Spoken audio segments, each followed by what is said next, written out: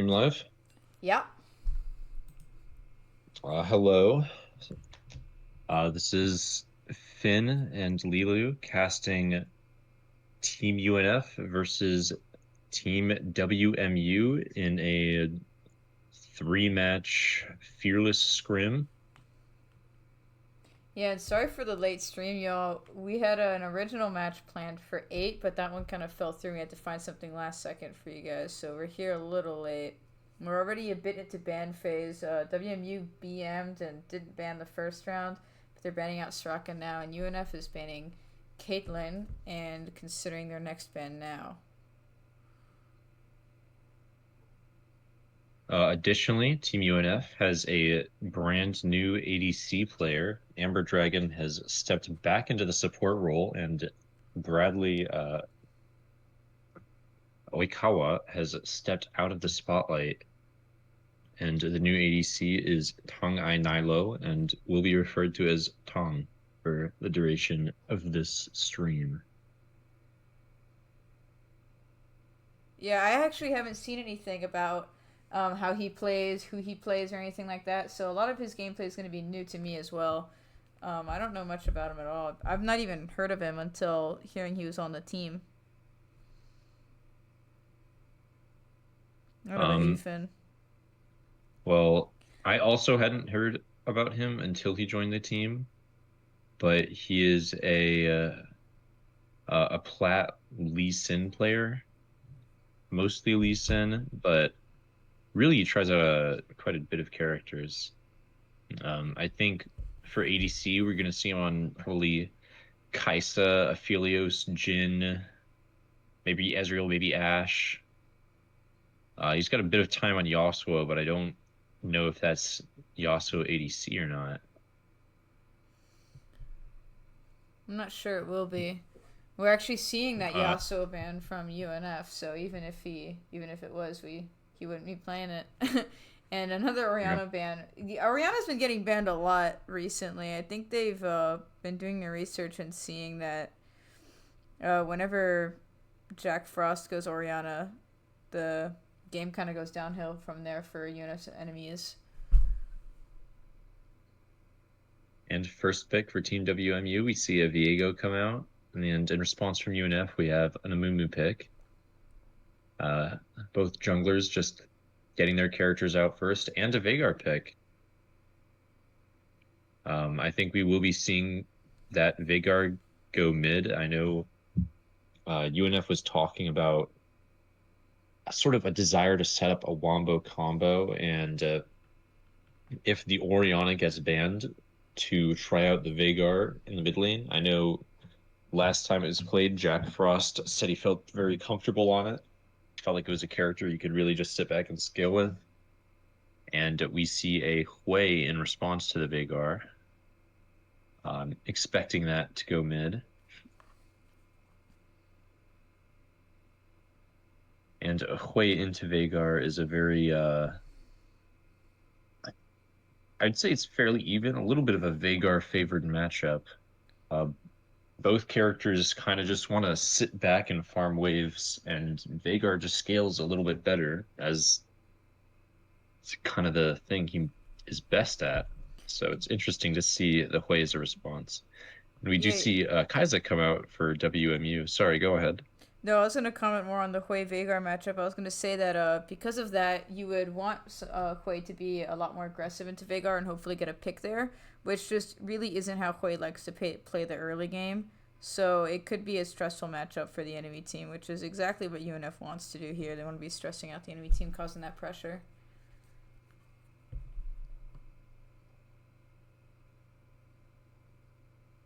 And And in then response UNF to picks Kaisa, we the see. Lux. Sorry, go on. Yeah, no, yeah, my bad. The Lux switch should be going support on Amber Dragon, which Amber Dragon is great at enchanters like Lux. That is going to be a hell in the bot lane for the enemy team.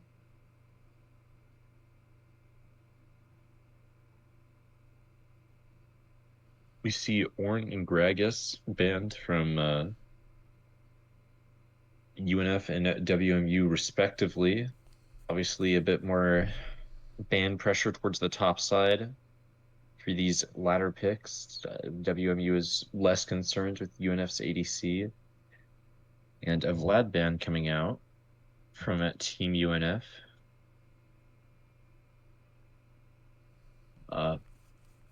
Pifit, Pifit, hashtag Kevin. um, he is a Gragas player primarily, but he doesn't have a whole ton of time in the top lane. He does have experience on Vladimir, but hasn't played him very much recently. So it's just a sort of concern about what he's comfortable with rather than what he's into for now. Varus comes up for Team UNF. Varus selects bot lane, very, very pokey. Um,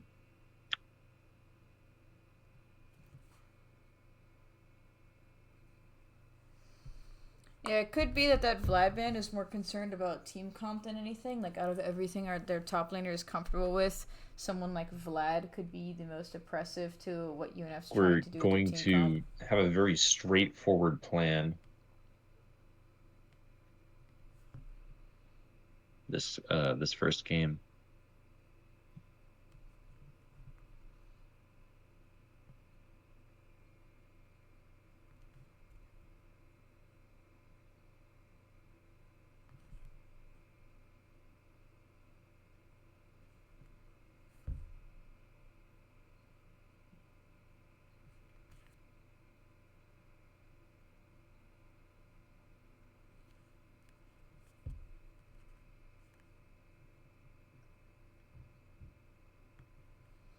And here, Team WMU locks in the Volibear top lane with the Nami support, providing a lot of damage and peel. And I think they're going for mostly a dive comp here with the Kai'Sa, the Volibear, the Viego, and having the peel with the Nami, and just a strong, solid backline damage with Hui, who he can also peel a decent amount with his W and his E. And in response, UNF locks in the Alawi top. That will be very interesting. I feel like Alawi is something that doesn't necessarily make sense with the rest of the comp, so she'll be a lot more alone, a lot more on an island, I think. And I think it's also a sign that UNF is not looking to contest the grubs or the top side of the map as much this game, which does often tend to be the case. Yeah, and it makes sense if they have to concede to someone so oppressive like Volibear. In the early game, you just can't really fight that much, especially with a weaker jungle like a Mumu that he can't really stand on his own. And also with that Especially not as Veigar. easily as a Viego. Yeah, especially not Yeah. as easy as a Viego. And the Veigar as well, that he won't be able to rotate and really help with objectives for a while since he needs to scale and be patient. If I was Team WMU, I would look to have the strongest early possible and try to snowball any picks I could get or anything like that, given how weak early UNF's team is. Hmm.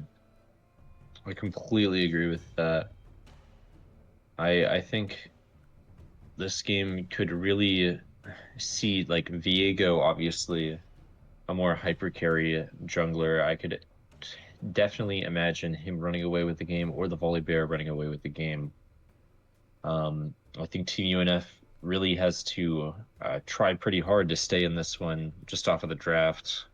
But if they manage to hold out, I think they're going to have a far more comfortable late game than at WMU.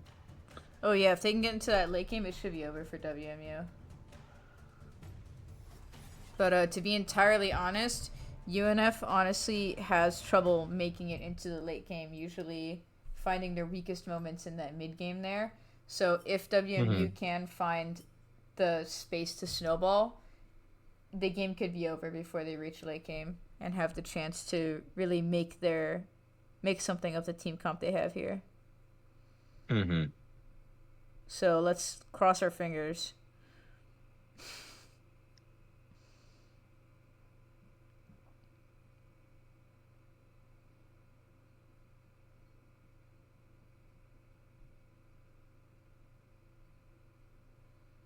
Now, while we wait out the spectator delay, um,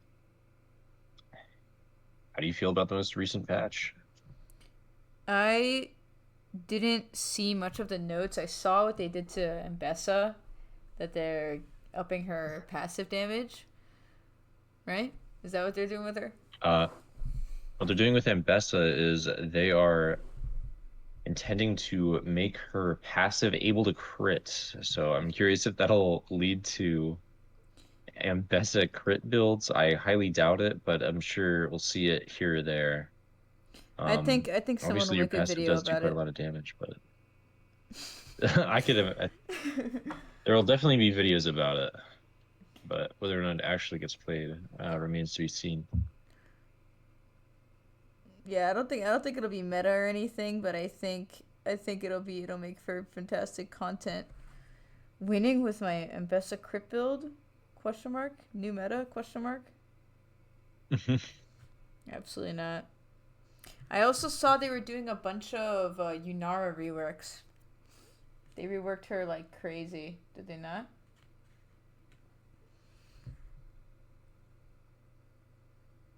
I I apologize. There's no doubt. I'm looking for the most recent, like the next patch notes. I was actually asking about 25.20 notes.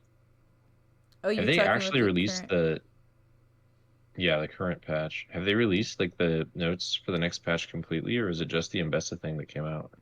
I saw something about Yunara, so I think it's just a handful of leaks. Hmm. But I don't think an official like set of patch notes have dropped yet.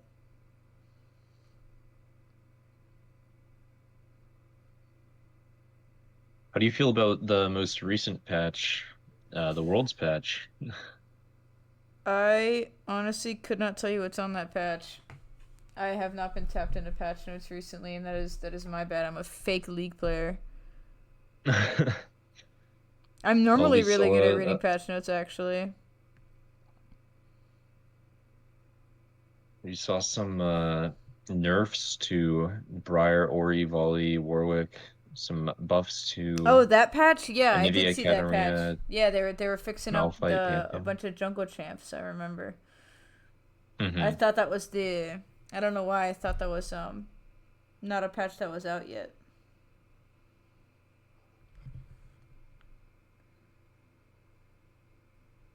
Yeah, I The game think I is.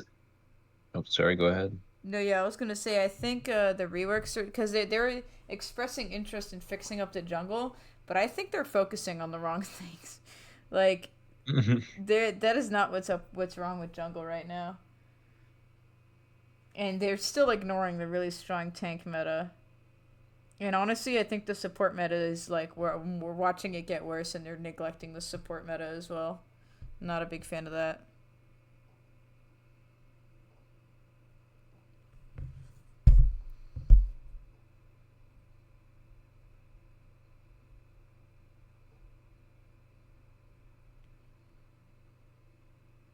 Now, as the game gets started here, do you?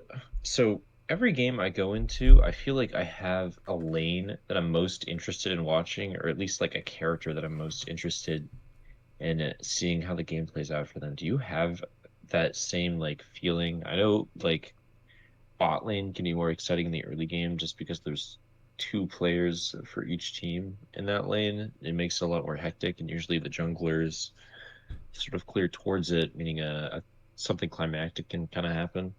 But is there something you're excited to watch in this game, I guess, or do you feel that excitement I mean, I am about I any am of a the little bit characters? biased towards the bot lane since the ADC is new. I really want to see what he's up to and what's going on down there. But every time I have predictions about the way that the game's gonna turn out, I feel like I always get my expectations subverted by Jack Frost and what he's up to in the mid lane. It either goes much better or much worse than I predict almost every time. So I tend to find myself the most surprised and intrigued by, at least later in the game, mid lane's performance because of that. I totally get what you mean. I feel like a lot of the time, Jack Frost really has an amazing impact on the game. And I think I don't spend as much time looking at mid lane as I do top and bot, but he always seems to sort of somehow squeeze out a lead. And usually if he's ahead, that's a sign that his team has the capacity to win. Oh yeah, they definitely always try to funnel kills to Jack Frost or whoever their ADC is. And for good reason. The games always turn out the best when someone like Jack Frost is fed out of his mind and can snowball. Which is exactly what I was saying earlier in the draft, that I feel like they need to avoid here WMU snowballing early. Which means they either have to neglect the snowball or snowball themselves.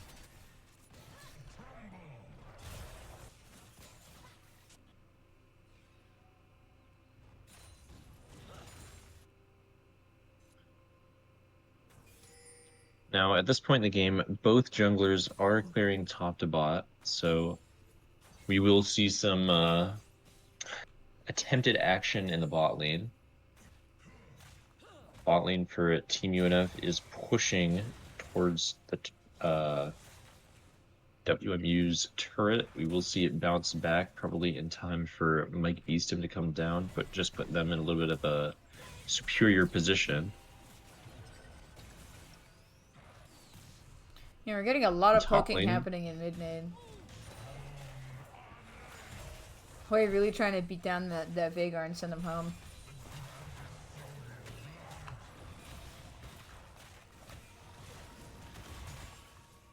I think the Veigar has a slightly faster clear that might be some. Or the Viego. So I'm sorry, the Viego has a slightly faster clear.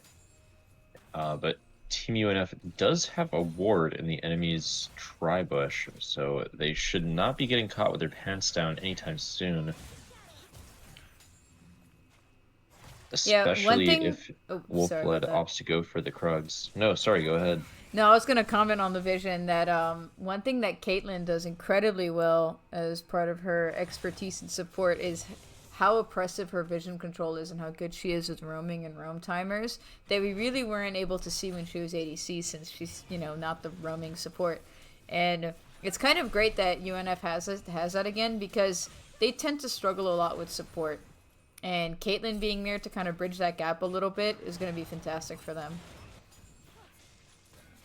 Now, Viego did get spotted on his wards, and Mike Beeston is able to snag the bot side scuttle. Both of the bot laners for Team UNF wander up to try to kill the Viego, but Wolfblood manages to flash out and just barely escape with his life. No summoner spells invested on the side of Team UNF. So overall, I'd say that was a positive trade for them. And now Absolutely. Mike Beeston is going for the top scuttle as well.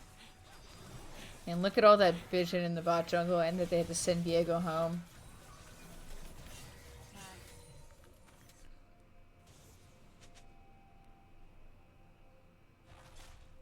Now we see Michael going for another full clear into probably his first recall.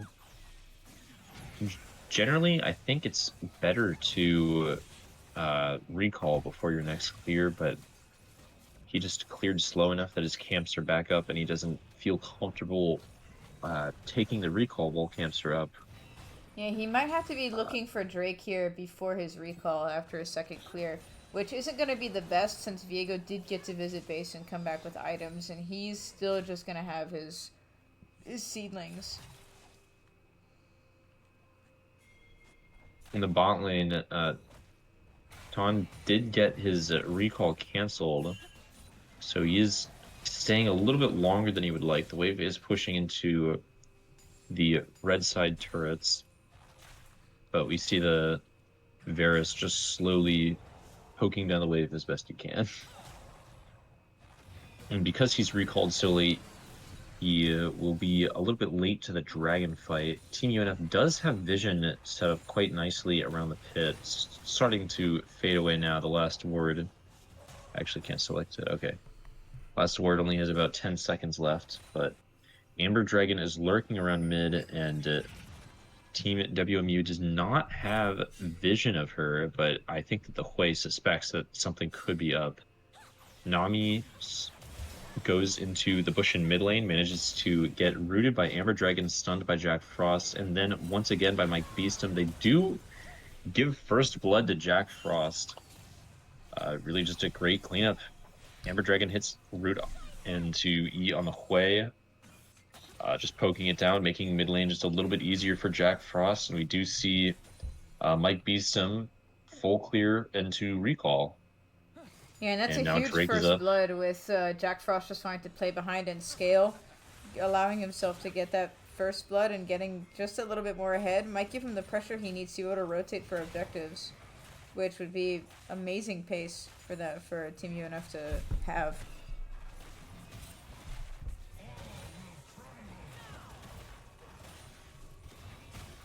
Now we are seeing the very beginnings of the first Drake fight.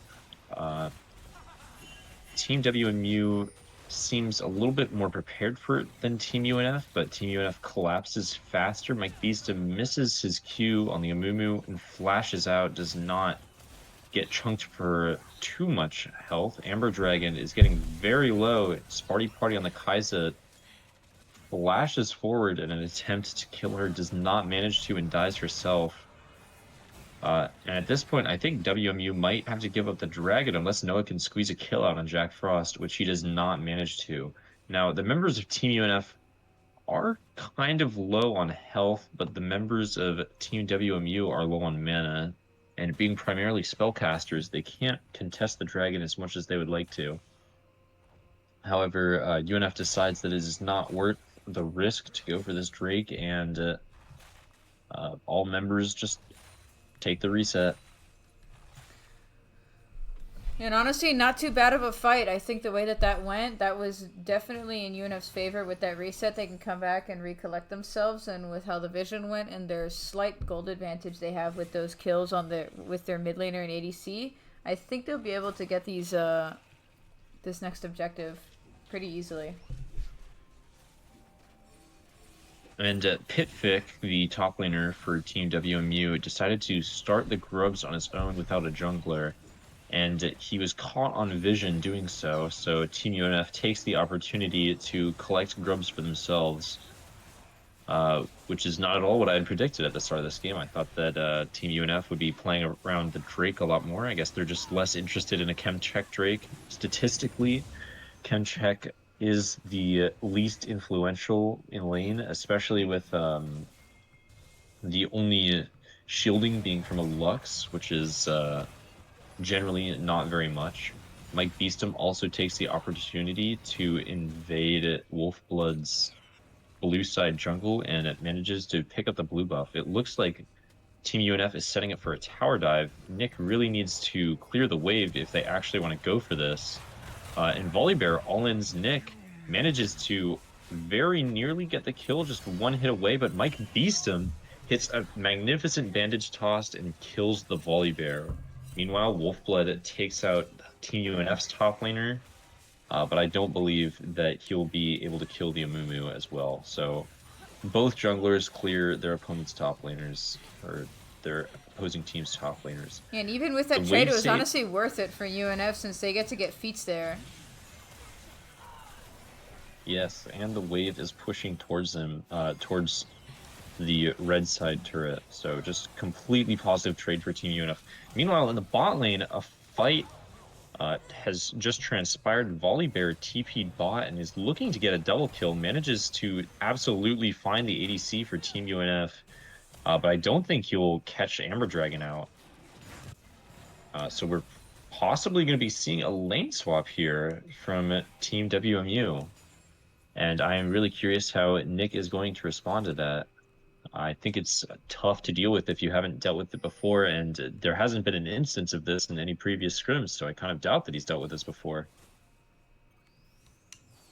Team UNF is not responding to the lane swap. They're just accepting that it's happening. I mean, if they feel comfortable Meanwhile, the way they are, then there isn't much of a reason to swap around back.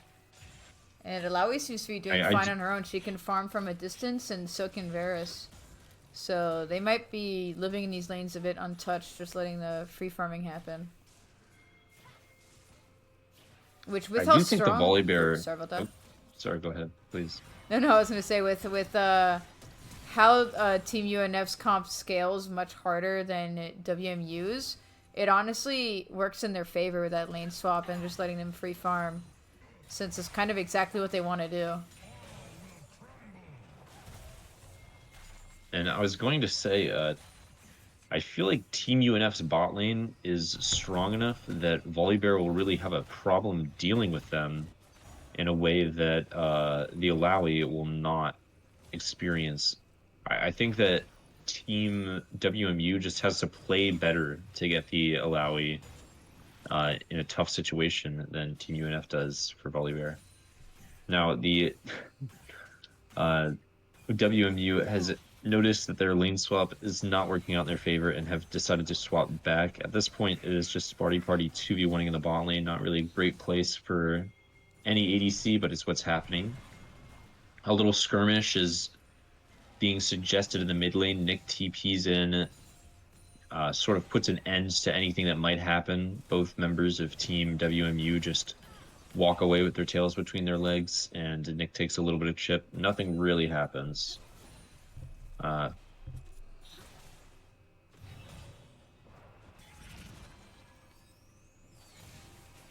Drake, the next Drake will be coming up soon. Team UNF has some fantastic vision around it in the area in the bottom river. And we see Amber Dragon, the support for Team UNF, considering a recall, possibly trying to bait the way in, taking a little bit of chip. Both junglers are posturing to fight for this Drake. So it will not be a trade situation like we saw with the first one.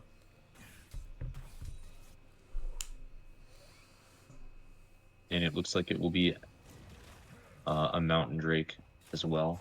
Something that I think Team UNF wants a lot more than Team WMU. Between their Alawi and their Amumu, they've got chunkier characters on their side. So the Mountain Drake is just a little bit more impactful for them. And honestly, the Veigar too, the way that he's building Roa and Archangel's staff, he's going for a little more like higher sustain rather than higher damage. And the Mountain Drake will help the Veigar too in that sense. Absolutely. Yeah, and it's honestly good too because a lot of the enemy team comp, Quay, Kaisa, Nami, and Vali, they all look to kind of like poke their enemies down before diving in. And if UNF can beat them out on sustain, then that plan for how their team comp unfolds kind of falls apart. Currently, Team UNF has 4 members poised and set up for the Drake, and the Hui for Team WMU is just a little bit sectioned off from his team. I don't think that Team WMU will be able to properly contest this Drake. I think they're going in just a little bit too late. However, Team UNF does respect their engage and fights back a little bit, but I don't think we're going to see a fight come out of this. It was really just Team UNF took what was theirs. Despite how decisive that was, there's really not a significant gold lead for Team UNF. At this point in the game, maybe 2,000 is kind of a lot, but it really doesn't look like it. Or it really does look like it, I guess. Yeah, I feel like the gold is just kind of evenly scattered about, so on an individual lane level, we're not seeing too much of a difference, but these little leads are going to add up really quickly, and it's going to be the type of snowballing and scaling that UNF needs.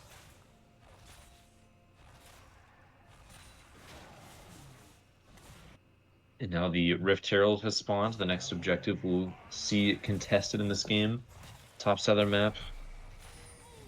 And WMU is there slightly before Team UNF. They will get the Scuttle, which is massively helpful for this sort of fight. Gives vision and gives a little bit of bonus movement speed.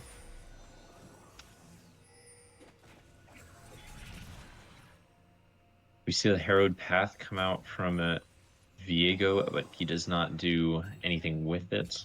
Team UNF has 4 members top. Team WMU only has 3 lurking around. Hui is looking more at the wave than the fight, and he is cut off from his team. Maybe it can be a sort of flank angle, but it looks more like he's going to get caught out. A fabulous engage by Mike Beasta manages to catch Wolfblood, the WMU jungler, and get him quite low. I don't think that realistically WMU can contest this Rift Herald while their jungler's that low. However, Mike Beastum does get caught out and cut down. Wait, no. Yeah, trying to save the Lux Nami seems to wave hits 3. might be the end of him. Oh, but Hui misses the snipe, and Mike Beastum just barely makes it out. And with them having a back, it seems they're going to have to just give this Herald and let WMU have it. On the other side of the map, Ton is just farming up on the Varus, manages to collect the first turret for his team, and takes a very comfortable recall. Him not being at the Rift Herald fight did lose his team the Herald, but I think that the amount of gold he got out of staying in his lane makes it almost worth it. Currently, we see him at almost a little bit more than 1,000 gold lead ahead of the Kaisa. And the ADC for Team UNF is looking really quite strong.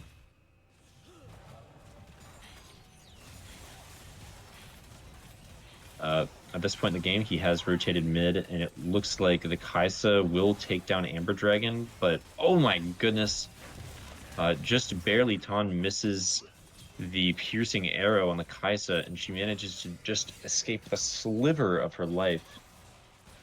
Yeah, and Michael trying to go in and finish that off, but it doesn't pan out exactly well with the bandage being quite hard to hit and amidst all the minions.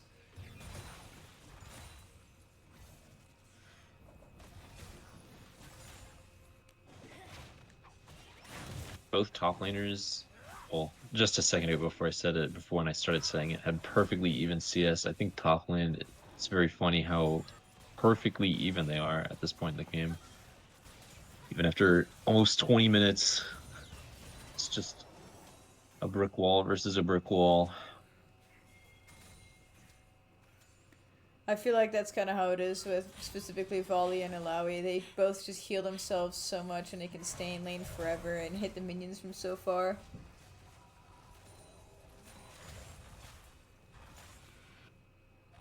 The Ocean Drake will be spawning in about a minute. Very soon will be the next objective up on the map, and then shortly followed after that will be the Otacon. Realistically, whichever team is able to take the dragon in the event of a team fight should also be able to take Otacon. So this next fight will be pretty important to win, especially if it's a decisive victory for either team. Amber Dragon manages to get some early poke down on the Nami of Team WMU. Being a Nami, she can sustain herself a little bit, but she will be entering the fight with a little bit less health than I think she would want. And less mana too. Yeah. Drake is now spawning in 10 seconds. Team UNF is taking a very aggressive stance on this fight. In the previous, on the previous Drakes, they sort of started the Drake on their own and let WMU push into them and just trusted that they'd be able to take the Drake before WMU was able to contest them. And now this fight, they seem to have learned that WMU will try to contest them and will be pushed back. Mike Beastum goes in 1v4, commits the Curse of the Sad Mummy, manages to deal a good amount of damage to the members of Team WMU, but of course, being 1v4, he does go down. I don't think that was a very fantastic play from Mike Beastum, and it might be just what WMU needed to get back into this game. Quay hits a fantastic ult on the ADC of Team UNF, and Kaisa additionally hits a fantastic, what's that called? Fantastic Void Seeker followed by the Killer Instinct to just wipe out 2 members of Team UNF. And I think this is where we will start to see the game shift a little bit more in favor of Team WMU. The Volley Bear is shoving mid lane while the rest of the team takes the Ocean Drake and looks to be starting the Otacon as predicted. Yeah, it was like I was saying that with how long it takes for a lot of the champs on UNF's team to scale, really all WMU needs is just a couple of good picks and they can really just snowball that lead and dominate before the late game. And it seems like they've finally found their picks here to snowball. And with all the objectives and turrets they're taking, they are now at a almost 3.5k gold lead, which is about as behind as they were about 5 or 10 minutes ago.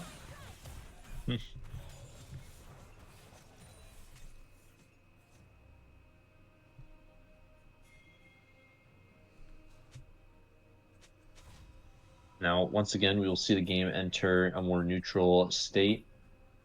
The next objective is almost 4 minutes away, so both teams will be just trying to farm up for that objective. We might see Amber Dragon particularly look for something sneaky. I know she's been very mobile this game,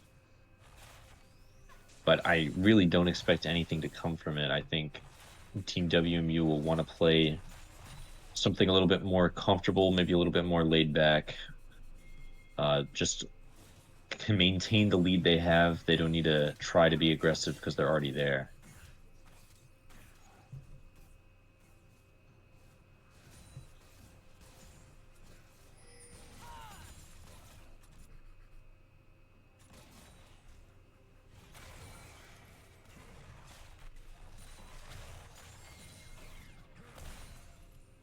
Now, a dive is being set up on Nick, Team UNF's top laner.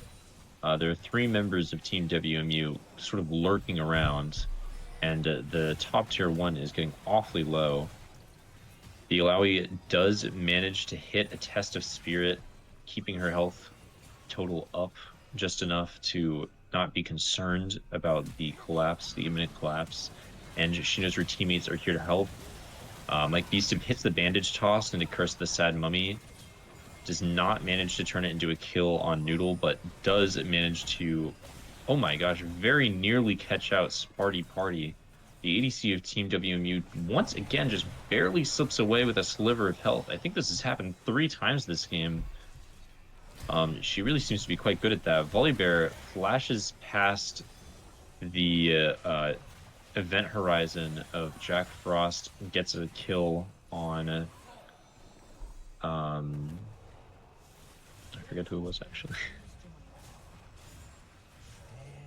But at this point, it looks like the game is not going anywhere good for Team UNF. The members of Team WMU are just too effectively able to walk past and through them.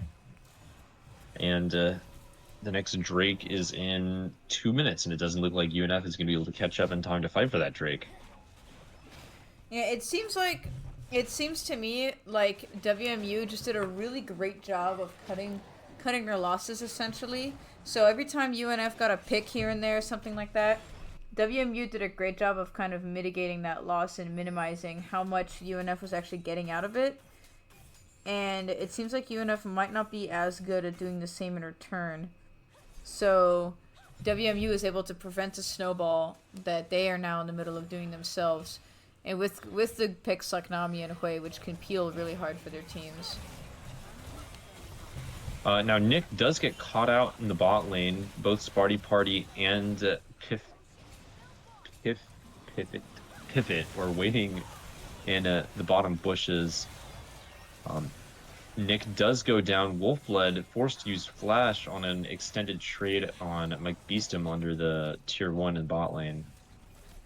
It looks like Team WMU is setting up for a tower dive here, and it looks like they're going to get it. Mike Beastum will be going down, and the ADC for Team UNF will be short to follow. In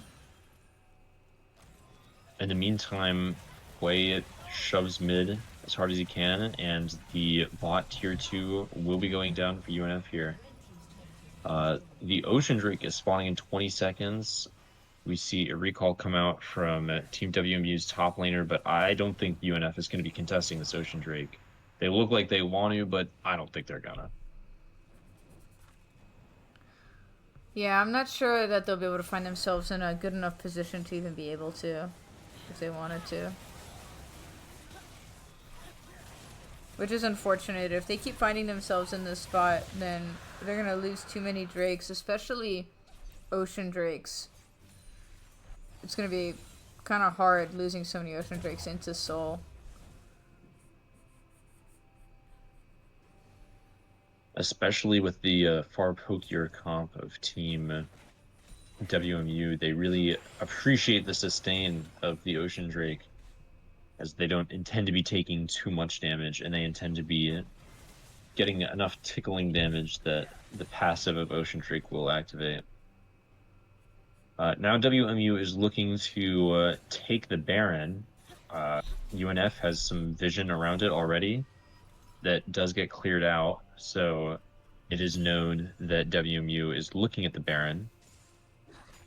Currently, the Volibear, the top laner of Team WMU, is in the bot lane, and that might make taking Baron a little bit difficult because his teleport isn't up. But it looks like UNF doesn't even want to contest it, and it's just sending Nick bot.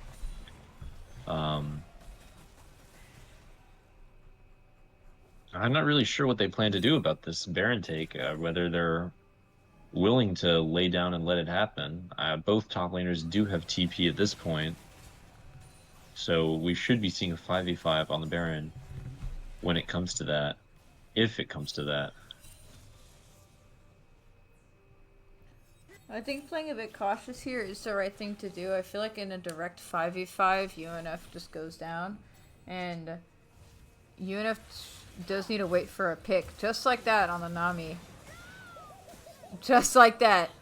And they'd be ready Jack to fight. Frost does manage to catch her out with the Event Horizon, followed by Amber Dragon's Light Binding into a Final Spark, into a Primordial Burst, and the Nami just has no chance, manages to go down.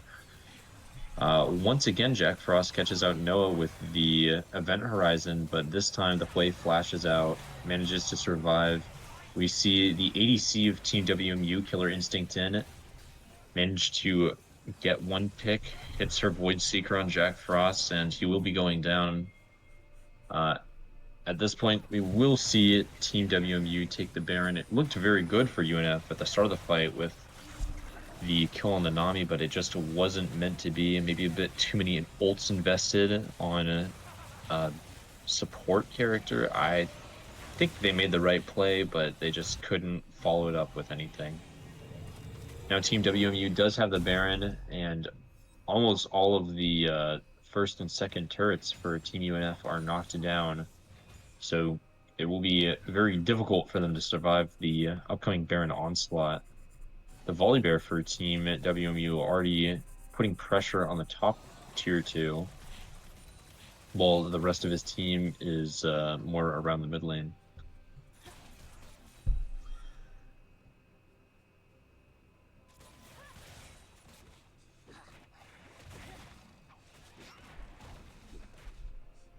And they've got not too much time to recollect, with the next strike being up only in a minute and a half. So UNF just really needs to hope they don't get a horrible pick here from WMU leading up to the Drake. It looks like Mike Beeston is about to get caught out by Team WMU. He's seen on a ward near his Raptors, and he does just get cut down, and doesn't even manage to deal damage to the members of Team WMU. Amber Dragon hits a light binding light on Noodle, but does not get any follow-up. The kill on Mike Beeston isn't the worst, since he should be up in regen by the time the Drake is up, but this seems to be just falling apart into a bigger fight that might end up with Team UNF, Team UNF way too ravaged to even think about contesting that Drake. I don't think we're going to see anything close to a Drake contest. I think the game is going to be ending quite soon, before we even... Not before the Drake spawns, but before we have to worry about the Drake fight. That being said, some of the members of Team WMU are recalling, retreating, not looking to push deeper than they already have. That looks like they want to take this game a little bit slower, which I don't know if that's an intelligent plan into the members of Team UNF, but I think at this point, WMU is just so far ahead in gold that it doesn't really matter what they choose to do. They will win this game. I mean, you never know. One fight goes sideways, and the ball could be in UNF's court again. I completely agree with that, but I just don't think any fight is going to be going sideways for Team WMU at this point. Team UNF does not even dare contest this Ocean Drake, and that is Ocean Soul for Team WMU. And if this Now game we goes see long enough, four that's gonna members. go into an elder fight that I think, as of now, is not gonna go well for UNF as well.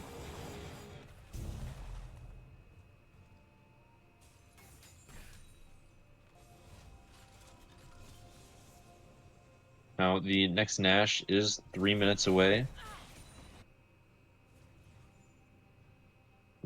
There won't be, or there shouldn't be, too much action happening until then. I think we're going to see all of the waves pushed pretty strongly towards Team UNF. The mid turret for Team WMU is still standing. I don't know if we're going to be seeing the Vagar pick in mid after this game very much. I feel like uh, he's just fallen so far behind the way that it's not worth choosing, even despite his phenomenal evil, which I hate to say, but I don't know how well Jack Frost is stacking that phenomenal evil. It's just not his primary concern on the character. I think depending on the team comp, the Vagar could definitely work, but I think the way that this team comp is panning out, I agree that the Vagar isn't going to end up being as strong as UNF had hoped it would be.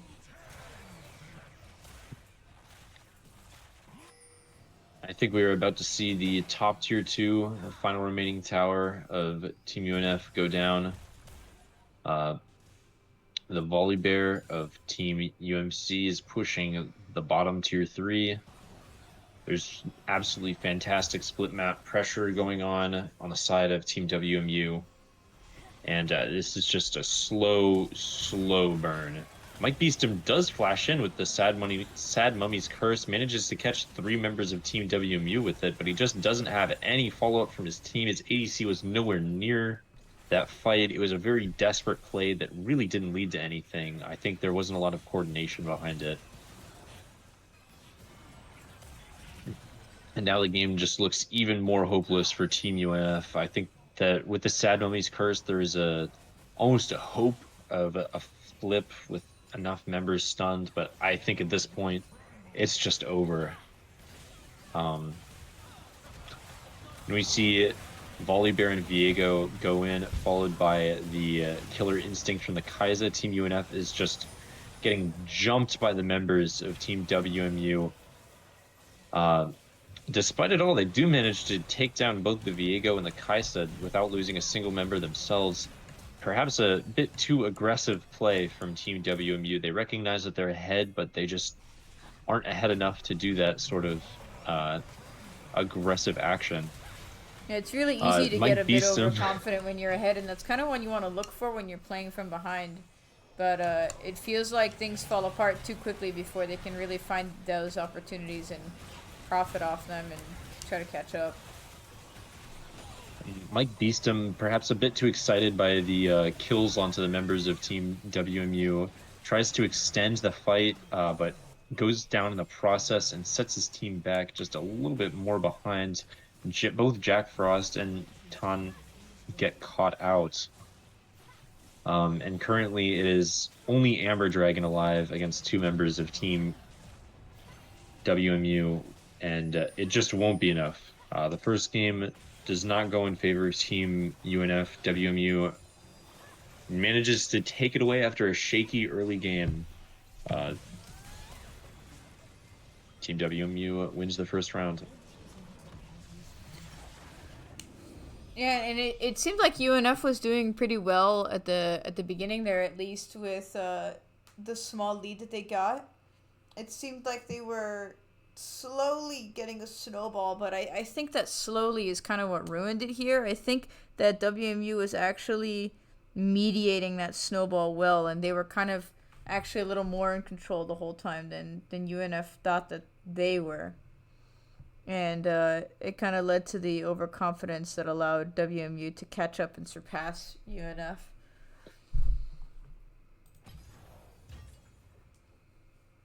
I think the turning point of that game really was the that fight on the Ocean Drake at around 20 minutes that led to additionally the Otacon getting taken.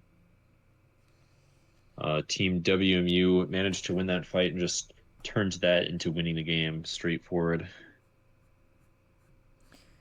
Yeah, it just seemed to me like WMU knew how to play from behind a bit better than UNF was expecting or even had felt from how things were going.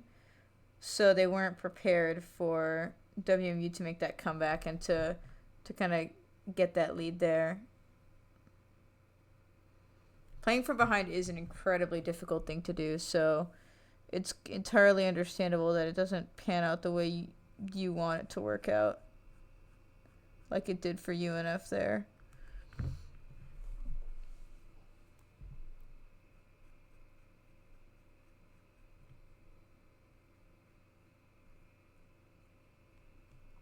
So something I learned actually is that learning how to play from behind is a lot more valuable than learning how to play from ahead, but it's still so immensely difficult to do, Hmm. especially when it feels so um what's the word, like when you're being beat down the whole time, it's so demoralizing. It can be really difficult to play from behind and have the patience.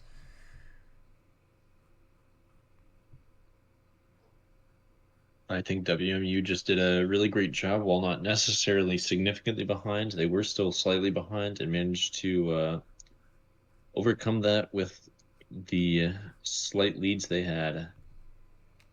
I'm curious what UNF will be looking for this next game. I know they really like these compositions that combo well into each other. I feel like we're probably going to see another Oriana ban. I don't think we're going to get to see Oriana played in any games in this series. So I feel like we could see an Ari come out. We go for a bit more of a pick comp this time around. I feel like that tends to be the pick of choice when the Oriana is not available for Team UNF. Uh, the Galio didn't get banned, amazingly. I don't believe so, anyways. I don't think that WMU banned Jack Frost's Galio. No, they did So not. we might get to see that come out in one of these three games, but I think on the blue side, we're more likely to see Ari come out from Team UNF here. And honestly, it's really unfortunate because the Oriana Nocturne comp has been heavily practiced, and if they just ban out Oriana every round, they're not going to be able to practice it, and we won't be able to see it here, which kind of sucks for Team UNF.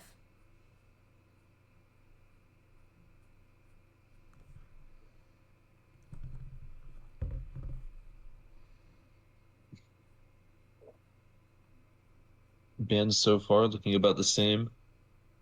UNF starts with an Anivia ban. WMU starts with a Soraka ban. Thresh ban comes out for Team UNF, which is very interesting, I suppose. I feel like there are some scary members of Team WMU, and I feel like Noodle is not necessarily as scary as the rest of their team, but the I guess the oppression from the Poppy is just enough that UNF doesn't want to risk it. Um, and I think seeing a Poppy band, they probably do want to go for maybe REHJ for a more dive centric comp this time around, or a pick comp this time around. Um, when we do see the Oriana get banned as the third ban for WMU. Yeah, and honestly, I'm expecting that Oriana gets banned every single round. I think these I think that WMU might have seen that the Oriana Nocturne is heavily practiced, and they don't even want to think about dealing with it. We see Lissandra come out for Team UNF. I got the pleasure of talking with Jack Frost somewhat recently, this past weekend at a convention we both attended. And he did say that he was hoping to try out Lissandra a little bit more, just as another option. And it looks like we are seeing that come to fruition this game. Correct me if I'm wrong, but I think this is the first time that we've gotten to see him pick the Lissandra in one of these games we've streamed. I mean, this is the I first look time I'm forward seeing to it. it. I hope he does well with it. I agree. Yeah, I hope this turns out very well and that UNF can utilize this in future team comps. And I'm glad he got what he wanted here. Could be huge. Sounds like he's been practicing it a bit in his own time.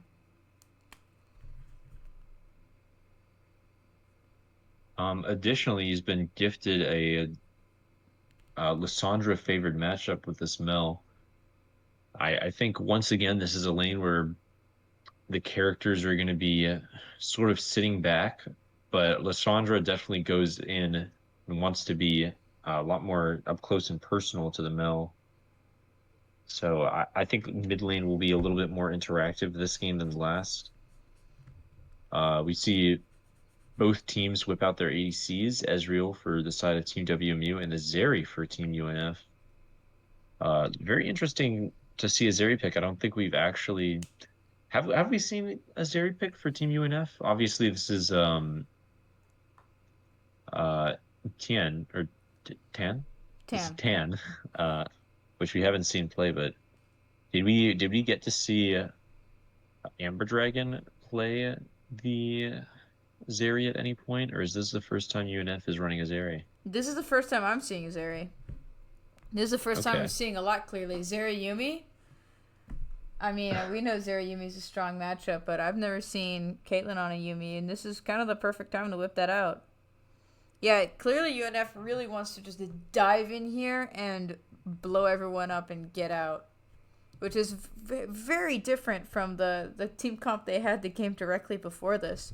And honestly, it might be for the better. The team comp before this, clearly there was something that wasn't working with it, and it's good to see them just admitting that and adjusting entirely and trying something new and seeing what works.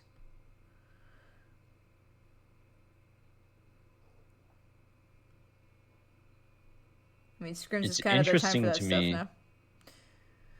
Yeah, absolutely. Um, So, are you gonna it's say it's interesting? interesting to me that we see a Mundo band come out. Um, I I'm curious what that indicates that team uh WMU wants to play. I feel like Mundo is a character that you can kind of comfortably play most things into. I think it indicates maybe a squishier or a more scaling top laner that WMU is hoping to play. Additionally, the Yorick band, they're very scared of Nick in the top lane for Team UNF, which is um it's honestly refreshing to see the top laner get some respect. It's not something we normally see in these scrims here, Yeah, I'm used to or at seeing least like triple bans on the jungle and stuff like that. Now we're seeing that with the top lane, I guess. and the Orn blind comes out for Team uh, WMU. It was notably banned last draft, and I thought that was because UNF famously loves their Orn pick, but I guess that was because WMU wanted to play it themselves and wanted to conserve it. We see Wukong come out for Team UNF, and I do believe that's in the jungle. I haven't seen Nick play Wukong. I suppose he could, but we do just see a comfortable Gnar locked in. Not terribly surprising, in my opinion. And our final pick for Team WMU will be the support, most likely, unless this Mel is going into the support lane, which would be very surprising, especially since it was seemingly picked in response to Lissandra.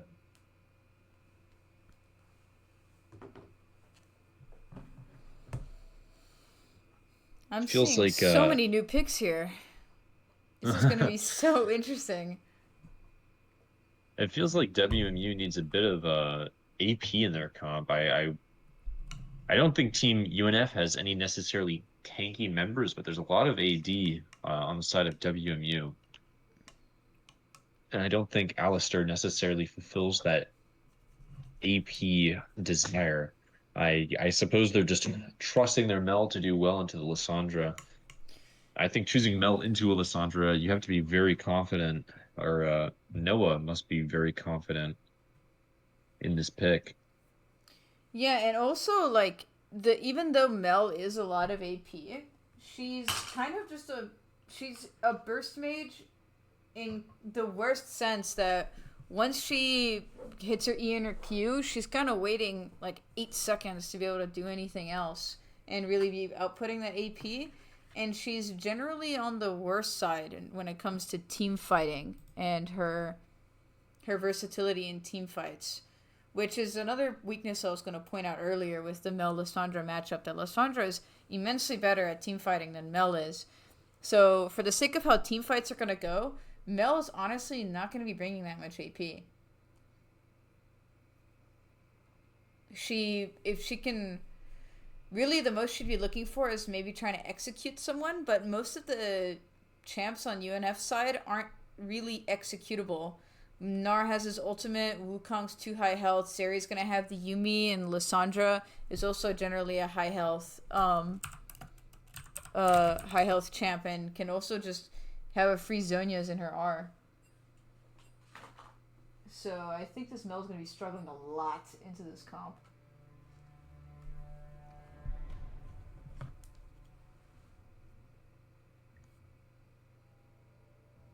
Now, have you ever seen the Mike Beast and Wukong? I have been aware that that's something that he plays and that he has in his back pocket.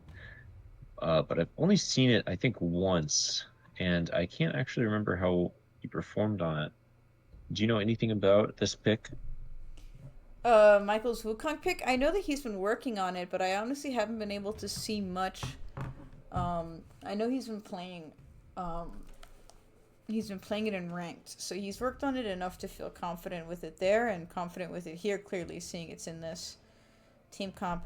And honestly, this is a really beautiful dive comp, so I think Michael knows what he's doing with the Wukong here.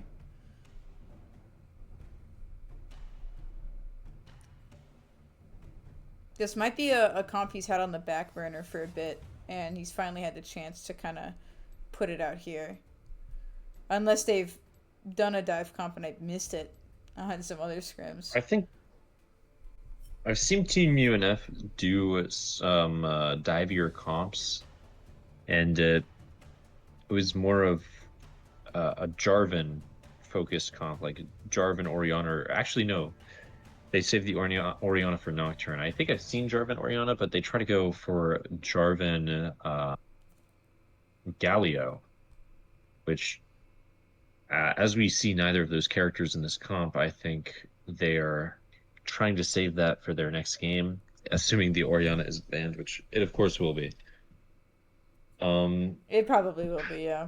So I think this is a new comp that they've cooked up special for this scrim, and if it goes well this time, I think we'll see it played a lot more going forwards. Oh yeah, and I really hope so, because honestly, I personally love playing in and watching dive comps the most.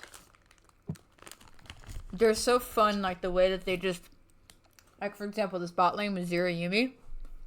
Zeri has to play back and not be aggressive at all, pretty much until first item, Yunto. Right when she hits that first item, she can murder everyone in bot lane. And I find it so fun to play that. Just sitting back and chilling for about 8 to 12 minutes, depending how the farming's going. And then boom, you can just jump in and obliterate people. And it's also incredibly fun in team fights, that just seeing like a great angle to dive in and kill someone really as anyone on this team, as Lissandra, as Wukong, as Zeri.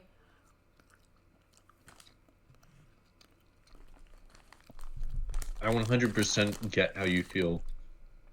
I think I like pick comps for about the same reason. I love seeing I like the setup quite a lot. I think it's wonderful to see the intelligence that goes into the pre-planning of a fight. And I think that Dive has a lot of the same amount of time put into it and amount of thought put into it as a pick comp does. I totally agree. But I think that Dive takes a little bit more skill to execute because generally you have to be a lot closer to your opponent. Exactly. That's kind of where my excitement in watching it comes from, because it's more easy for it to get flipped and your dive just ends up in you're the one getting executed instead. So it's a bit exciting to see the angle the player is seeing, watch them take it, and not knowing if it's gonna work out or not, and just sitting back for the ride and seeing what's going on. And I think that makes it way more exciting when it actually works out. Like, if the Zeri gets a pentakill or something like that, it is always the most satisfying thing to see. I could not possibly disagree with you there. Now, we are finally getting into the game. Loading screen simulator. I think that just based on the supports chosen for both teams, we probably won't be seeing any sort of invasion action. We'll just see another 5-point and matched by both sides. And sort of nothing happening until the 3-minute mark when both junglers make their way to either top lane or bot lane. Though I expect both junglers to be playing around their bot lane. Both of the top laners are very sit back and scale type characters, very safe in lane, I very was just kill picks I was that waiting to you make the don't really same know what comment. your opponent's doing. Yeah. So you just play your own little solitary game. We see Jack Frost stepping up, trying getting a ward around Raptors. He is seen by Wolfblood in this action, and Mike Beeston is the one that ends up putting the ward down. But the fact remains that it was seen, and Wolfblood did bring an Oracle Lens to counter it. So we might see UNF go in once again and Jack Frost exhaust his yellow trinket, but I wouldn't expect it.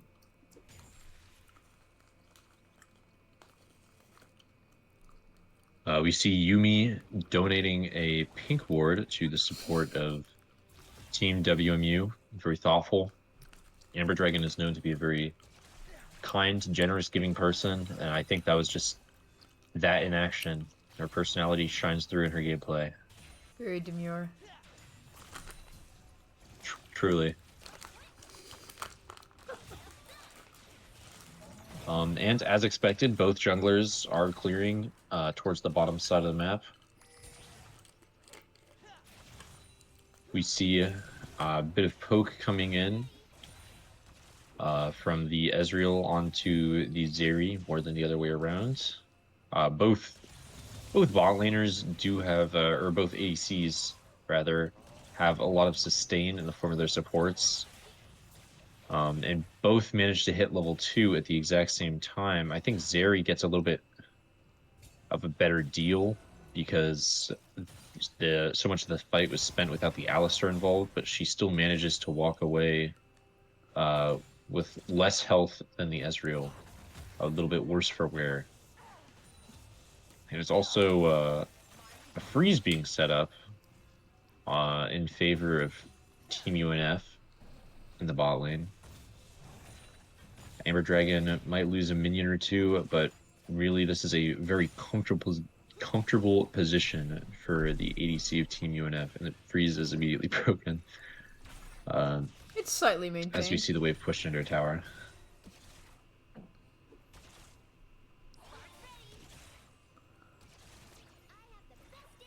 Um, both junglers are now getting onto their last camp. They've really stayed quite equivalent with each other in terms of clear speed. The blue buff that Vi is clearing is a little bit further away from bot lane than the Krugs that Mike Beeston is clearing, so we will see the Wukong get to lane a little bit before the Vi does, I think. However, Team WMU does have vision in the Tribush that Team UNF does not know about. Mike Beeston does get seen on the ward, but still manages to get some good damage on Sparty Party, the ADC for Team WMU. That being said, Wolfblood is able to flash and connect a very decisive Vault Breaker on the ADC of Team UNF. Probably the worst member to go down to that. Very unfortunate. The one silver lining for Team UNF is that Noodle, the support for Team WMU, is the one that ended up picking up the kill instead of someone a little bit more dangerous. I mean, Yumi offsetting the Alistairs back there at bot lane is honestly pretty huge. He's not going to be able to back to buy. It's going to be a bit of a... Well, he's backing at the same time as Yumi. So really, Zeri just gets some time to free farm, get the XP alter herself in the bot lane, which is going to be really nice for catching up to the Ezreal and the assist he's got there.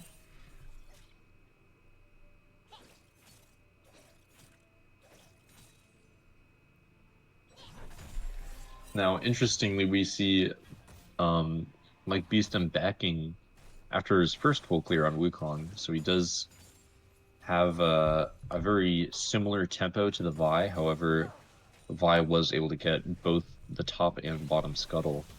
And now Drake is up. Both junglers are clearing towards the bottom side of the map. Both will be ready at about the same time for the Drake. They honestly have very close clears, even though Vi went for both scuttle crabs.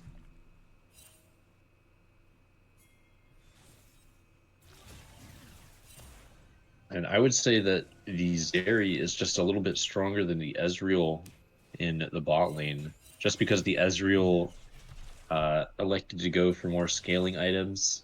I think after his second back, the Ezreal could see a lot more power coming in, but as it stands, the Zeri is stronger ever so slightly. And I wouldn't say that the Alistairs' one kill is significant enough to tip the scales, I guess. No, definitely not. It's very unfortunate for WMU that Alistair's the one who ended up getting that kill. Because I think that's the little bit Ezreal would have needed to kind of be equivalent with the Zeri here, but that is just not the case.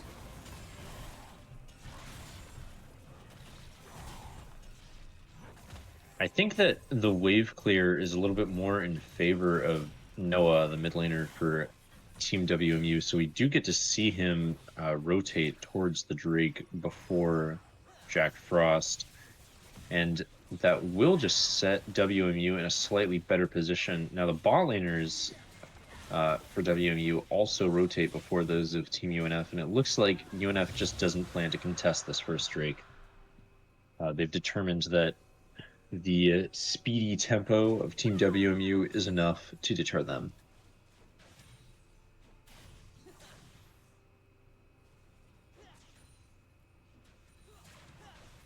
For the past several minutes, there has been a freeze in the top lane on the side of Team WMU. I'm curious how long it's going to take for the Wolfblood, the Vi player for Team WMU, to come up top and collect what Pifik rather has been setting up for her. Now at this point, Pifik goes in for a trade all on his lonesome, manages to chunk down the Gnar even further.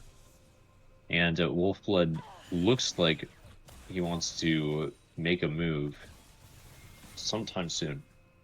We do see Alistair rotating top for in anticipation of the Void Grubs, which are spawning very, very shortly, in about 10 seconds. And I think Nick is chunked well enough by Pifik, the Ornn of Team WMU, that this fight is just going to be another given objective. I don't think the members of Team UNF can properly contest this, especially since WMU has had a support that's roamed up for it. Lilu, how do you feel about the state of this game so far? I'm kind of worried for Team UNF. Even though the gold is quite even, the objectives are really, I feel, telling the story. Yeah, I think the pressure they're putting to kind of take these objectives, even though the gold is even, it is, I feel like, going to end up being way worse when we end up seeing that Herald's also going to be lost, another Drake's going to be lost, and the pressure's going to be increasing. And if UNF concedes too much, they're not really going to have a choice in conceding in the future. And it could have the game go south.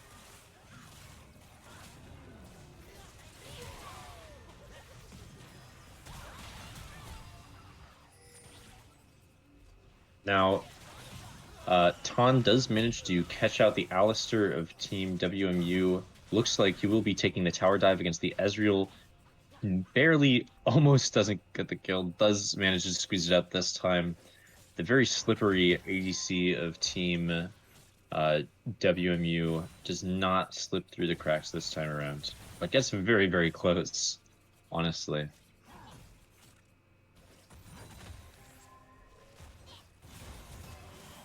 And with that, I think that we're going to see the ADC for Team UNF get a pretty significant lead on the Ezreal.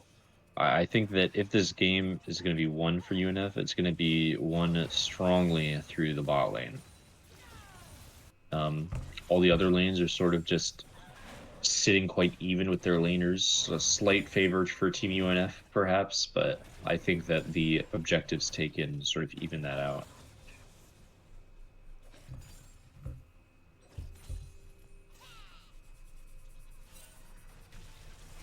Vi is present in the bot side.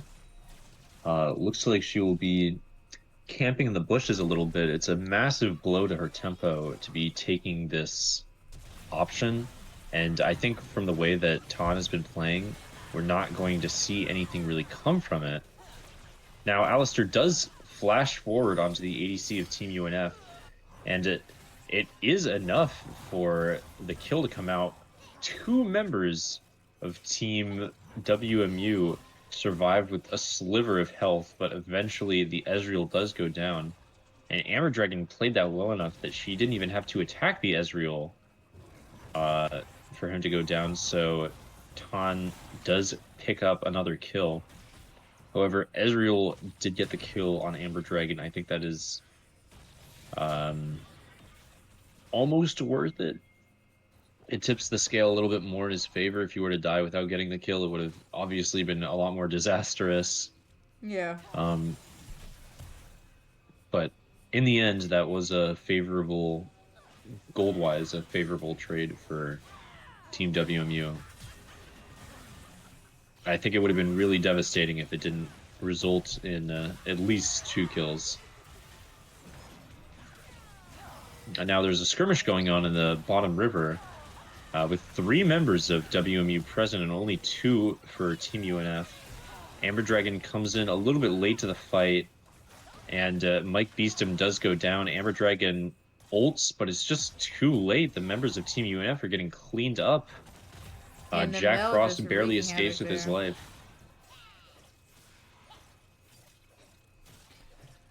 Both the kills going into Mel there, honestly, is pretty bad, since that can have her catch up really well to the rest of the team, and kind of the funneling can help her have a comparable strength that can really stress out UNF in future team fights. But hopefully they can manage the Mel well enough where it won't be too much of an issue.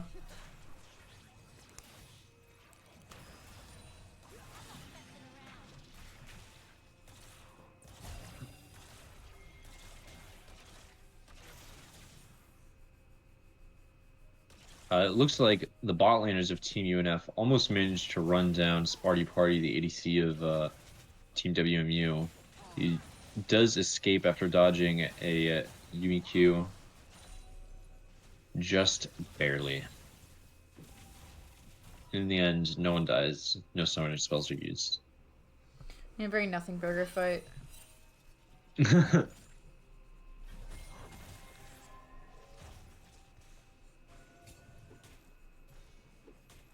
It looks like WMU is looking to get ready for the Rift Herald spawning in a minute and a half now, about 90 seconds. Just trying to be conscious of what UNF is doing in regards to that.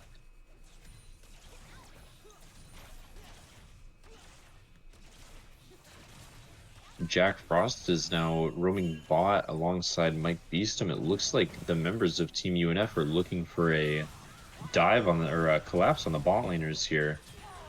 Mike Beestum is spotted by a deep ward in his jungle, and Jack Frost comes in, perhaps misclicks his ult. The Frozen Tomb self-casted, probably intended to be casted on the Ezreal, but obviously Jack Frost does not have as much time on Lysandra as he does on some of the other characters that he's played. This is a very clear practice game. The members of Team WMU are looking for a tower dive on Nick, the top laner of UNF here. I don't think they're going to be getting it, honestly. We're about to see Meganar come out, and Ornn is just in a terrible position. Nick gets a fantastic solo kill, and Mike Beestum is on top of Wolfblood. I think this might be a kill onto the jungler of Team WMU. Nick actually feels a little scared in this 2v1 and jumps away, so I think that will be the crucial mistake that allows Wolfblood to survive and causes Mike Beestum to go down. But while all that's And happening in the Noah, bot lane, Zeri is just completely obliterating the Ezreal and almost the Alistar here too. They hit a clean tower dive to finish off that Ezreal. Almost take the Alistar with, and they just keep getting ahead and scaling in the bot lane.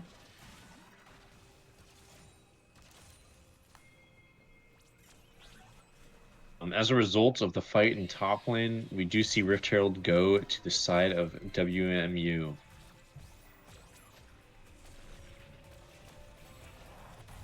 The next Drake will be a Hextech Drake, meaning it will be a Hextech Soul, and that is spawning in about a minute and 40 seconds. We will be seeing both teams begin to set up vision around the area in anticipation of it. And the game will just sort of be focused around this dragon. I think either this dragon or the next dragon is going to end up being very pivotal. This dragon isn't as close to the timing of an Otacon spawn as the last game. I think if it's delayed long enough, that whichever team takes it could certainly snowball that into an Otacon take, into winning the game, sort of like how we saw the last game. I think it would be almost smart for Team UNF to delay it, just because their bot laners are so very strong right now.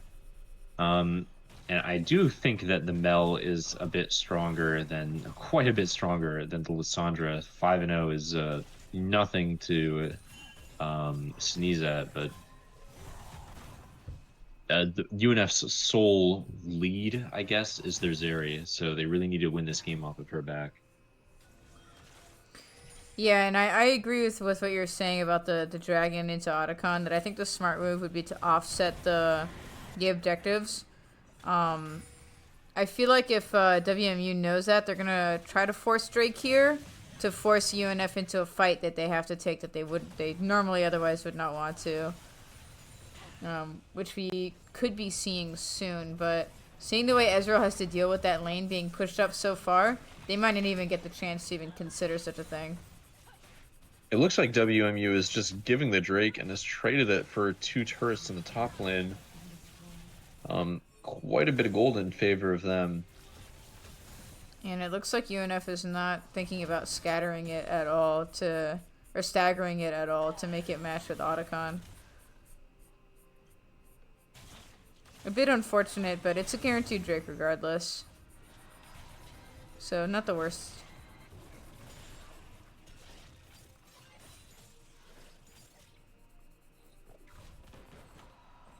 Otacon will be spawning 2 minutes from now on the bottom side of the map. I expect that we will be seeing quite a lot of setup. There's already so much vision set up on the side of Team UNF around the Otacon. It really makes it look like they want it, but I don't know if they'll be allowed to have it. That being said, the Noah, the mid laner, the very strongest member of Team WMU, does burn his teleport. It looks like they will not be focusing their bot laners, Team WMU's bot laners, uh, towards this fight, and they will not be really trying to help them at all. Ezreal is being put into a solo lane against Team UNF's top laner. I feel like the Gnar is a character that can comfortably get on top of Ezreal and maybe even do something about him. But at this point, WMU has sort of cast aside their ADC in favor of a stronger team for the Otacon. Yeah, it seems they're focusing their efforts more on their mid laner and keeping her strong and kind of guiding team fights around the mill.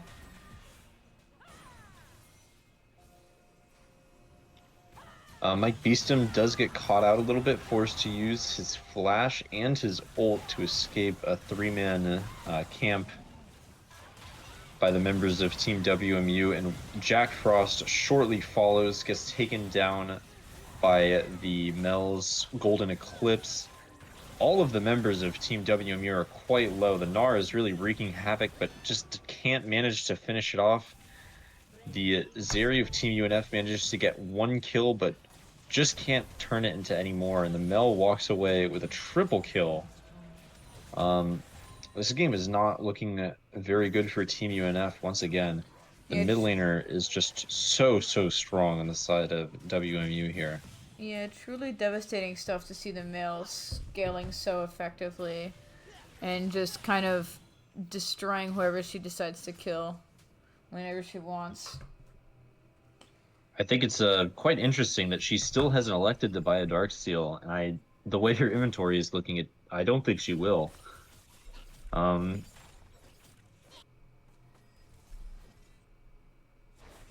Team UNF seems to be focusing their efforts on the top, or at least the upper side of the map. I don't think that we're going to see Team UNF contest the Otacon. Frankly, I don't think they can contest the Otacon. Last fight looked pretty close. I think UNF could have turned that into a win for themselves, but I think after the results of the last fight, they won't be able to fight comfortably, and the best they can look for are these cheeky little picks on the Ornid top, which, despite the number advantage, Team UNF does not manage to actually secure that kill. And we see some pings going down on the Otacon, but nothing really happening about it. It looks like they've recognized that what UNF really needs to do is look at the mid turret, or I guess I feel that the best thing that could be done is to take turrets on the sides of the map that the Otacon is not on. But instead, UNF is looking to maybe collapse on the Ornn, but I think at this point, he's just not getting collapsed on. Hextech Drake does spawn in a minute. I think the ADC in support of Team UNF are going to want their recall, spend a bit of their gold that they have built up. Well, I don't know if there's really anything for the Zeri to spend gold on, but any later recall is just unreasonable.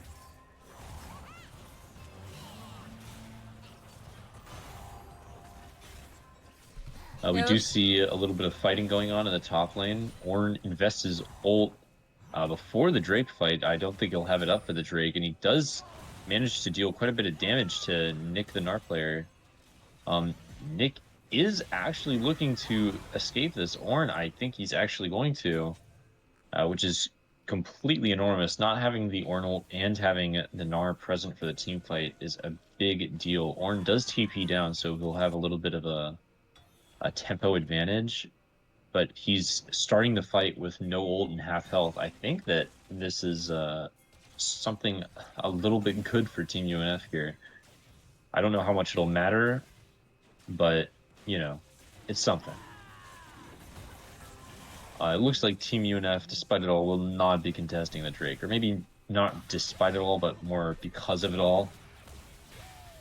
There's not really anything they can do at this point. They're just slowly losing objective after objective.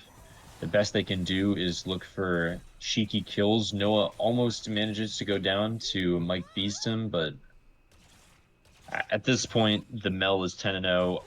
I don't think there's anything that can really be done to that character.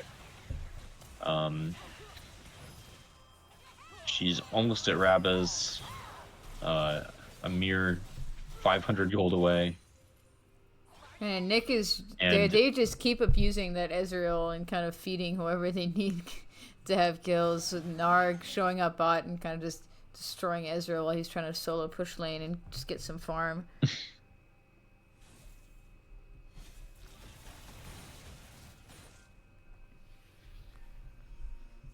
at this point, I don't really see a path for Team UNF to win the game. I think they've been doing a really good job trying to get these cheeky little um, kills here and there on the map while their opponents are trying to clear objectives. But these cheeky little kills that UNF is trying to get, they're not getting. And at this point, I really don't know what they can do. I think there's nothing they can do, honestly, to change the result of this game to set themselves on a winning path.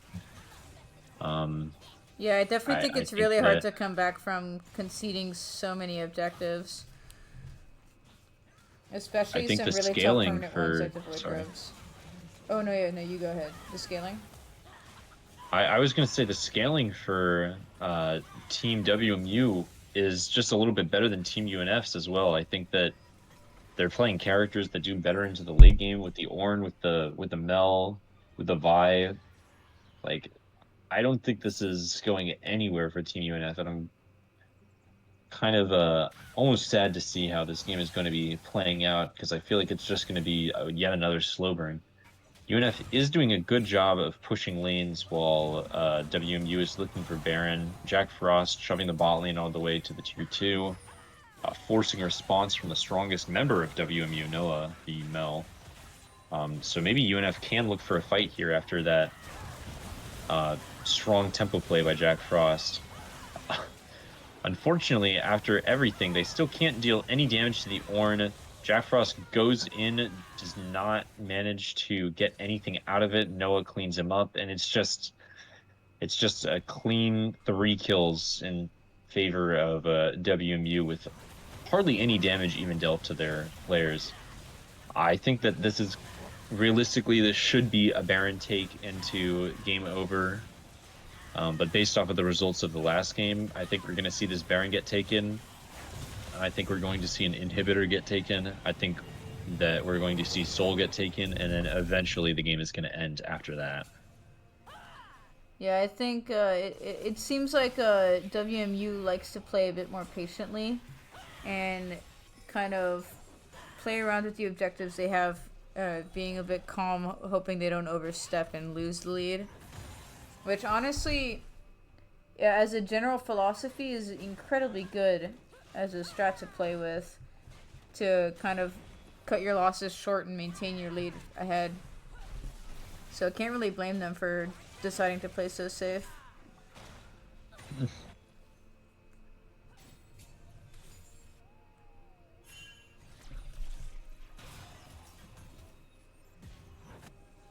We do see a lot of presence on the bottom side of the map for Team UNF, which I don't think is the best idea just because their top lane is quite pushed in already. They need to really push that out.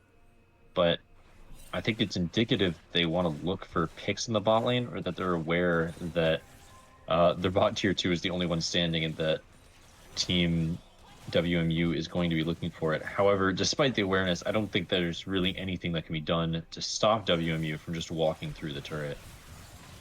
We see a 4-1 split with the Baron here for Team WMU, with 4 in the bot lane, 1 in the mid lane. Ornn is now walking to join his team in the bot lane, so we have all 5 members of Team WMU in the bot lane here. In my opinion, I don't think this is a very great way to split the Baron, and I don't think it's nearly as effective as if they had just kept the Ornn in the mid lane. I think, honestly, the mid turret would already be down if the Ornn was still in the mid lane. But it could be that WMU really is looking to end the game here by walking through the turret and then through Team UNF. The tier 3 in bot lane does manage to go down. Noodle, the Alistair, is looking for something, manages to get a cute little knockup. Orin follows that up with a knockup of his own. And the members of Team UNF do fall, dealing half the health of Noodle the Alistair. That I think this is going to be GG. I don't think there's enough damage on the side of Team UNF to deal with all the chunky members of Team WMU, and I think that WMU is just too way far ahead. Almost a 13,000 gold lead at this point. And Team WMU does manage to walk away with yet another victory. Yeah, it seemed like they knew what they were up to, moving the Ornn to the bot lane. They knew they'd be winning that team fight, and they were willing to risk that over playing it a bit more safe and more proper with keeping the Ornn mid to take as much of the base as possible. Because winning the team fight does win the game, as we can see, just happened.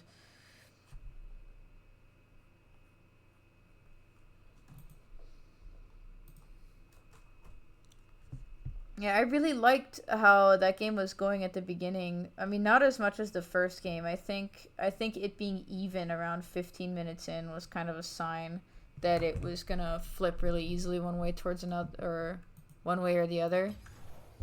And again, not to be pessimistic to our home team, but that tends not to fare well in UNF's experience.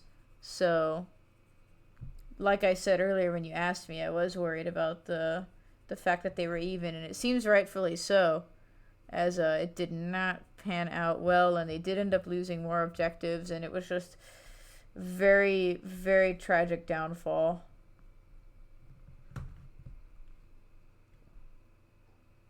Maybe in this third game they'll go for a different team comp, maybe one they're more comfortable with, that can serve them better and get the results that they'd like to see.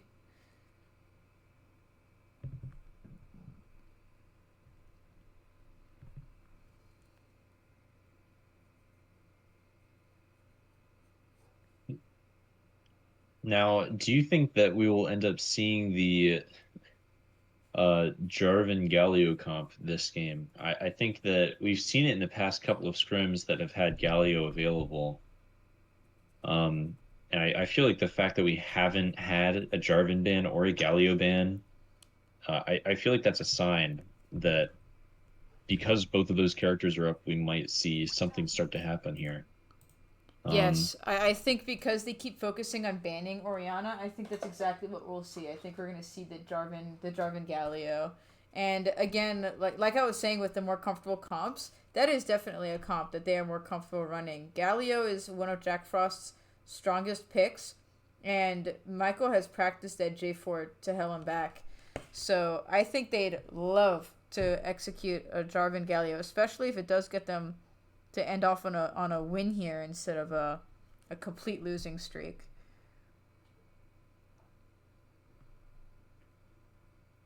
Could certainly be the move they're looking to make here.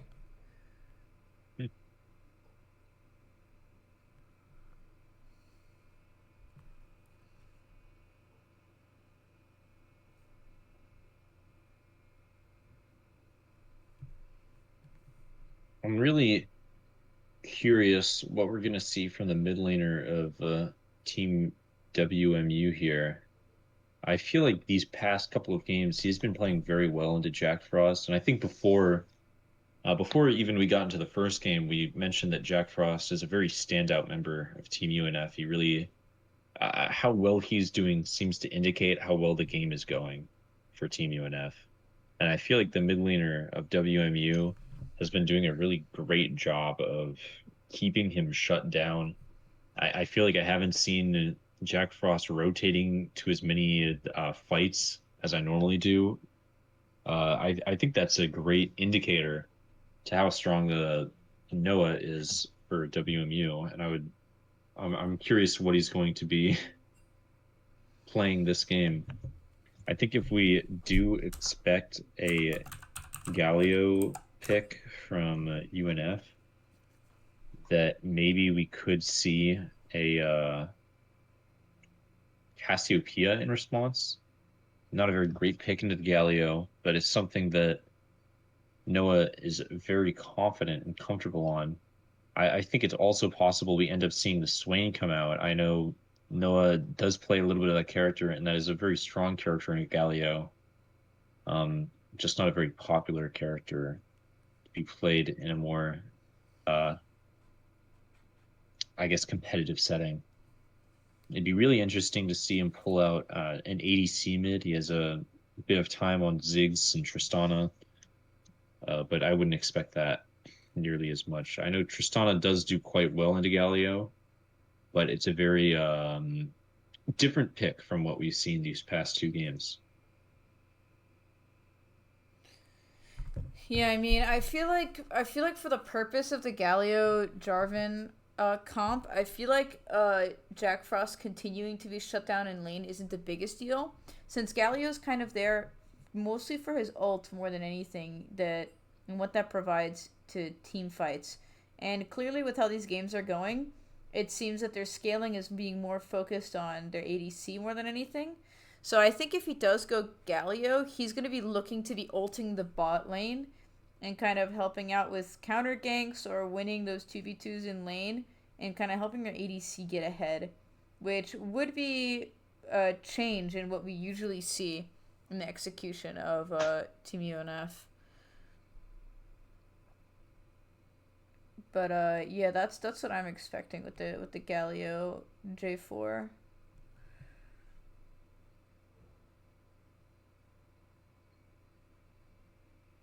Now draft has started. So far, we are seeing the same bans from both sides, with WMU really banning out Amber Dragon, getting that Soraka, getting that Seraphine out of the way, and UNF making sure that the uh, Anivia of WMU's Noah does not get to see play.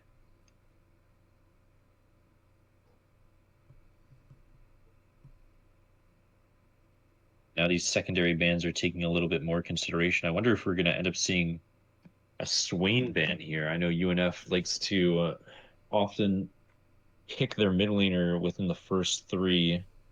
We see Lilia ban come out. It was their third ban last game, so they just want to leave something open. WMU does ban the Oriana, so it looks like, uh, if anything, I would expect UNF to pull out the Jarvan Galio. Uh, Especially since they're red side, they could choose it in the first two. It might be a little ambitious, but we will see. Yeah, personally, like I said, I'm fully expecting it.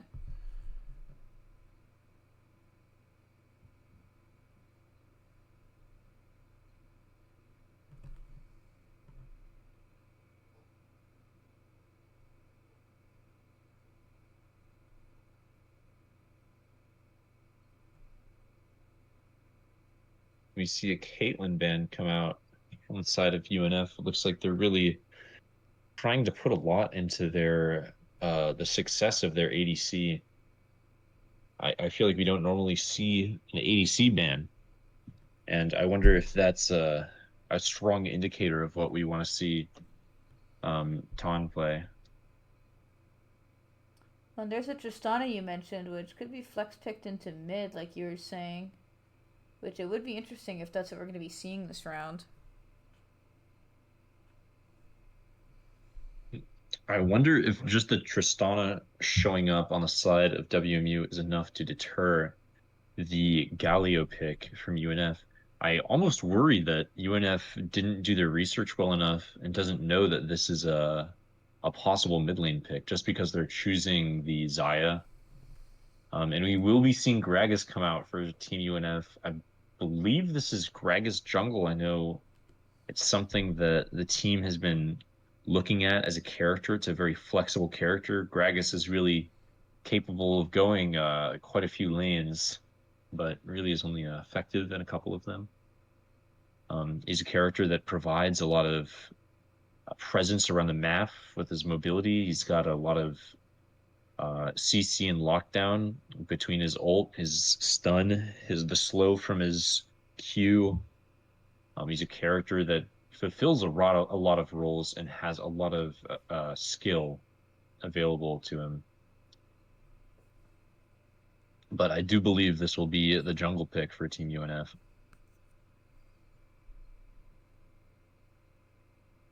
And we do see the Rakan sniped from Team UNF. I don't know if Amber Dragon was intending to play Rakan, but it won't even be an option at this point. Honestly, Obviously, I'm a not very so popular sure. character to pick with Isaiah. Yeah, I'm not so sure that Amber Dragon actually plays Rakan. And I know they've been generally a nerfed duo, so it shouldn't be too bad for UNF that Rakan's taken here.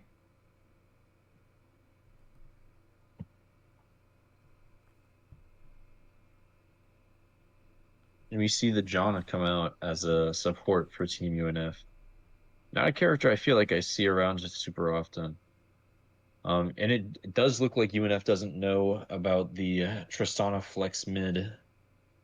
It almost makes me doubt myself. I don't know how much the ADC of Team WMU plays Tristana, and I will be double checking that.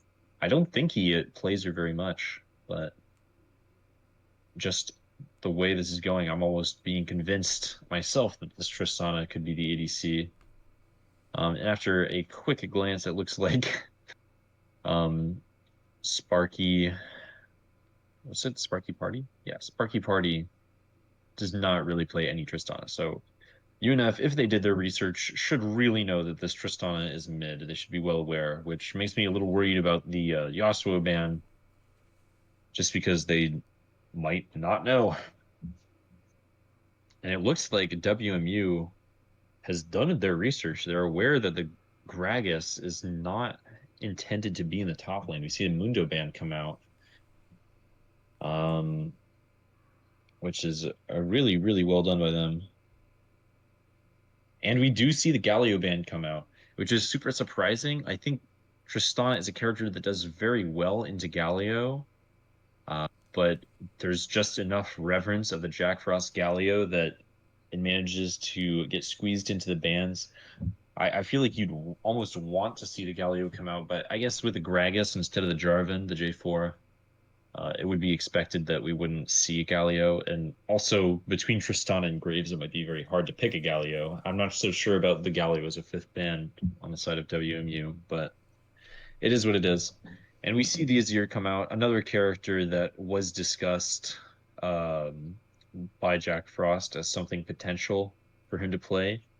Um, he told me that he doesn't necessarily feel confident on it, but I think this game will be a great indicator of whether we'll see it again.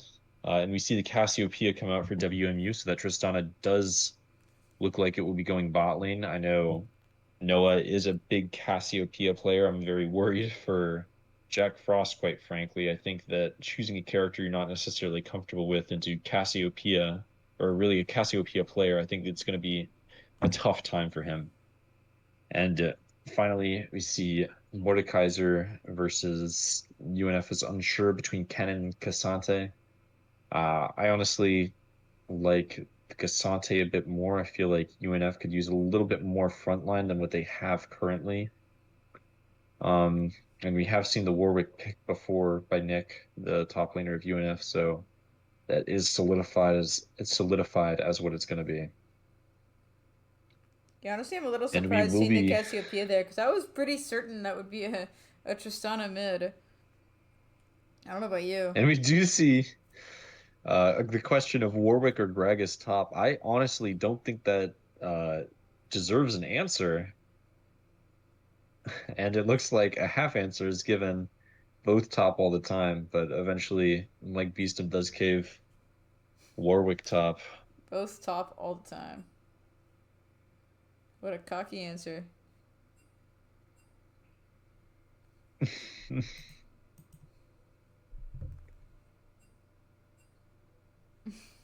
I really don't think that deserved response, but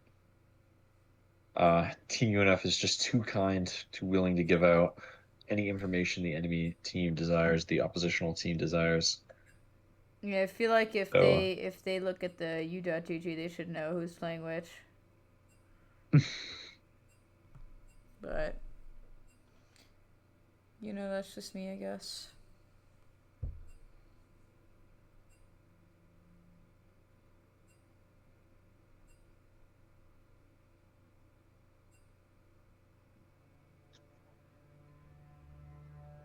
And character selection has begun. We are about 4.5 minutes away from the start of the third and final game. I think we'll be finishing around 11, probably, maybe 11:10 at the latest. I think that team WMU has done a fantastic job of drafting. I think that Graves and Mordekaiser are characters that are really strong in the early game and can Graves especially can be present for the laners who need him. And Cassiopeia and Tristana are both monsters in the late game. I think that this is a composition that is very well set up for all stages of the game. I think mid game is where they're going to be the weakest, and I don't think that Team UNF shines strong enough in the mid game to take advantage of that, I guess. Yeah, I was gonna I say the exact same thing. I entirely agree, actually. I feel like um, I feel like with it being such a strong weakness, it might have even been identified and specifically accounted for in making the mid game the weakest. But maybe I'm giving them too much credit. Couldn't tell you.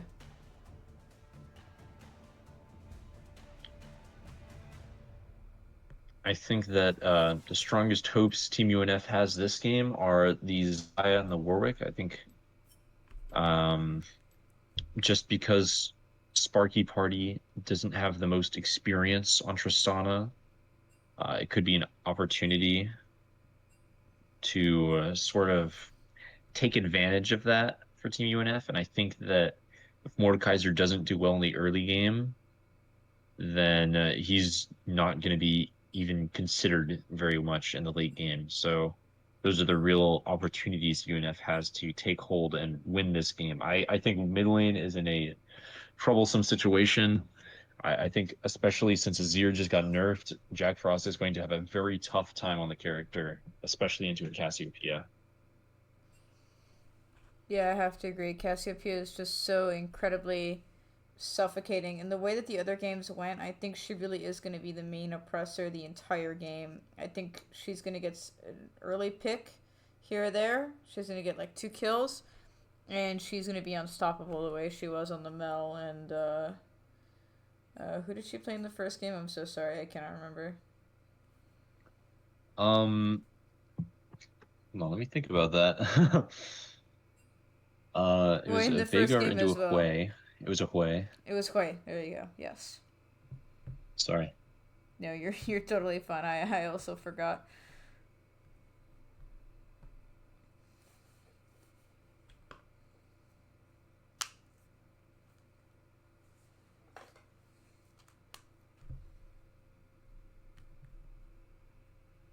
Yeah, but I feel like the mid laner on team WMU, it just is consistently the one that is the oppressive one that is kind of making all the trouble just after a handful of picks and a little bit of scaling.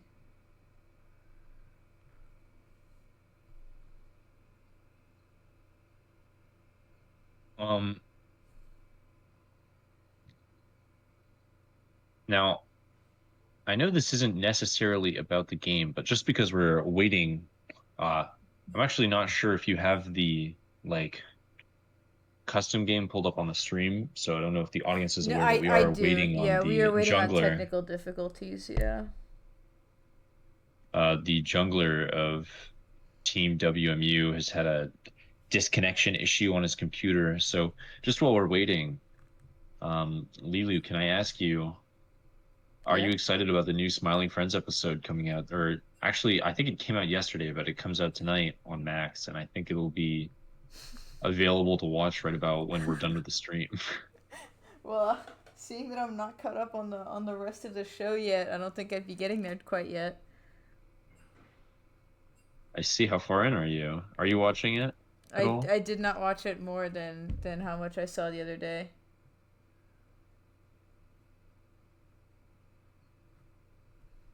I fear I've been a bit busy ignoring my responsibilities. I know you said you were gonna get some work done when I left after having lunch with you earlier today. Did you end up getting any work done, or was it just A little bit. straight onto the game? A li- Okay. it might have been both. Might have been both. It might have been both. I did get some notes done. I finished one of my chapters. I just have another one to get through. It's not too bad. Hmm.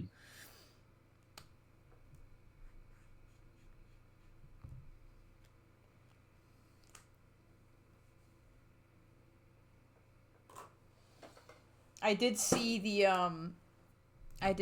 screenshot of Charlie that was on Facebook.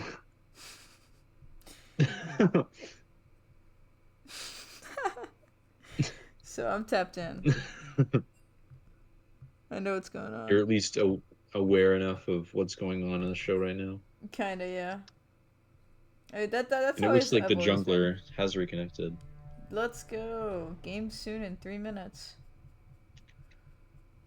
Really, if you think about it, it's more like 4.5 because we get to wait for all the people to choose their characters and their runes. And we so often see them wait the whole way. Wow, I'm very impressed. Usually, I feel that Team UNF likes to wait it out, really take their time thinking about their skins, their colors, and their runes. I know often they try to match colors. I don't know if it necessarily comes through all the time because I don't think any of the players are really big whales, but it is something I usually expect to take a longer period of time. And I honestly appreciate it as a caster that we're not forced to sit in this delayed position for too terribly long. I honestly think it's kind of cute that they always try to match skins. It's so lovely. It's so lighthearted and not serious, and I think it's awesome. Hmm.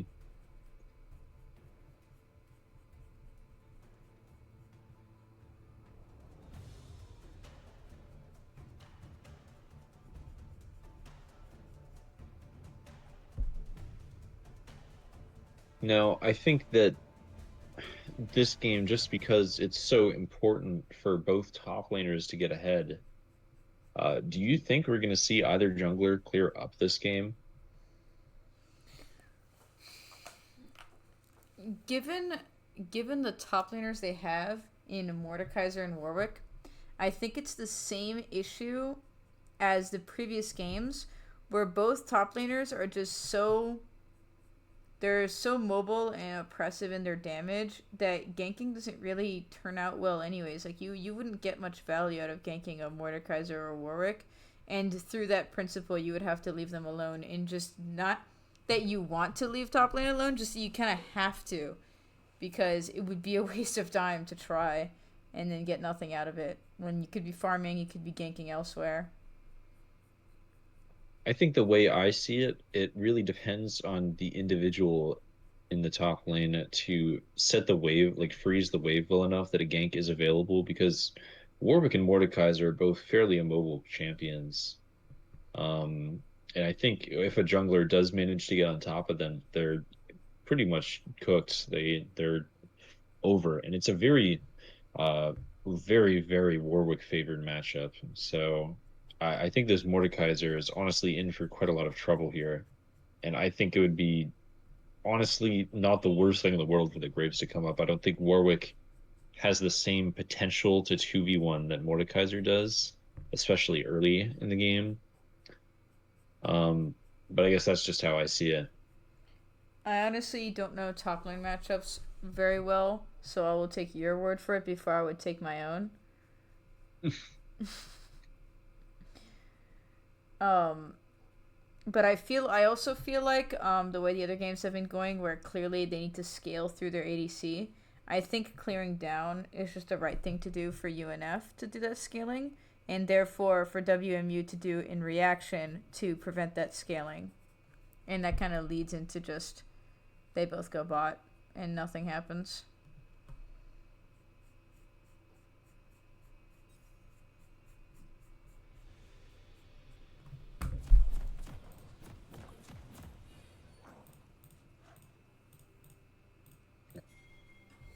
Do you think now that we don't have Oikawa on the team of UNF, that we'll be seeing a significantly lower amount of invades and a significantly higher amount of 5-point starts? I think Do so, you think that was because something that was brought on by his character choices? Sorry, go on. yes, that's exactly what I was gonna say. I think because of Oikawa's champ pool, where you would see characters like Blitzcrank and like Nautilus and like Braum, it opened up the possibility to invades a lot easier than with the champ pool of Amber Dragon, who she plays enchanters, like we saw Janna, Soraka, Yumi. She plays Seraphine. She plays Lux. These are not really champs you want to invade with.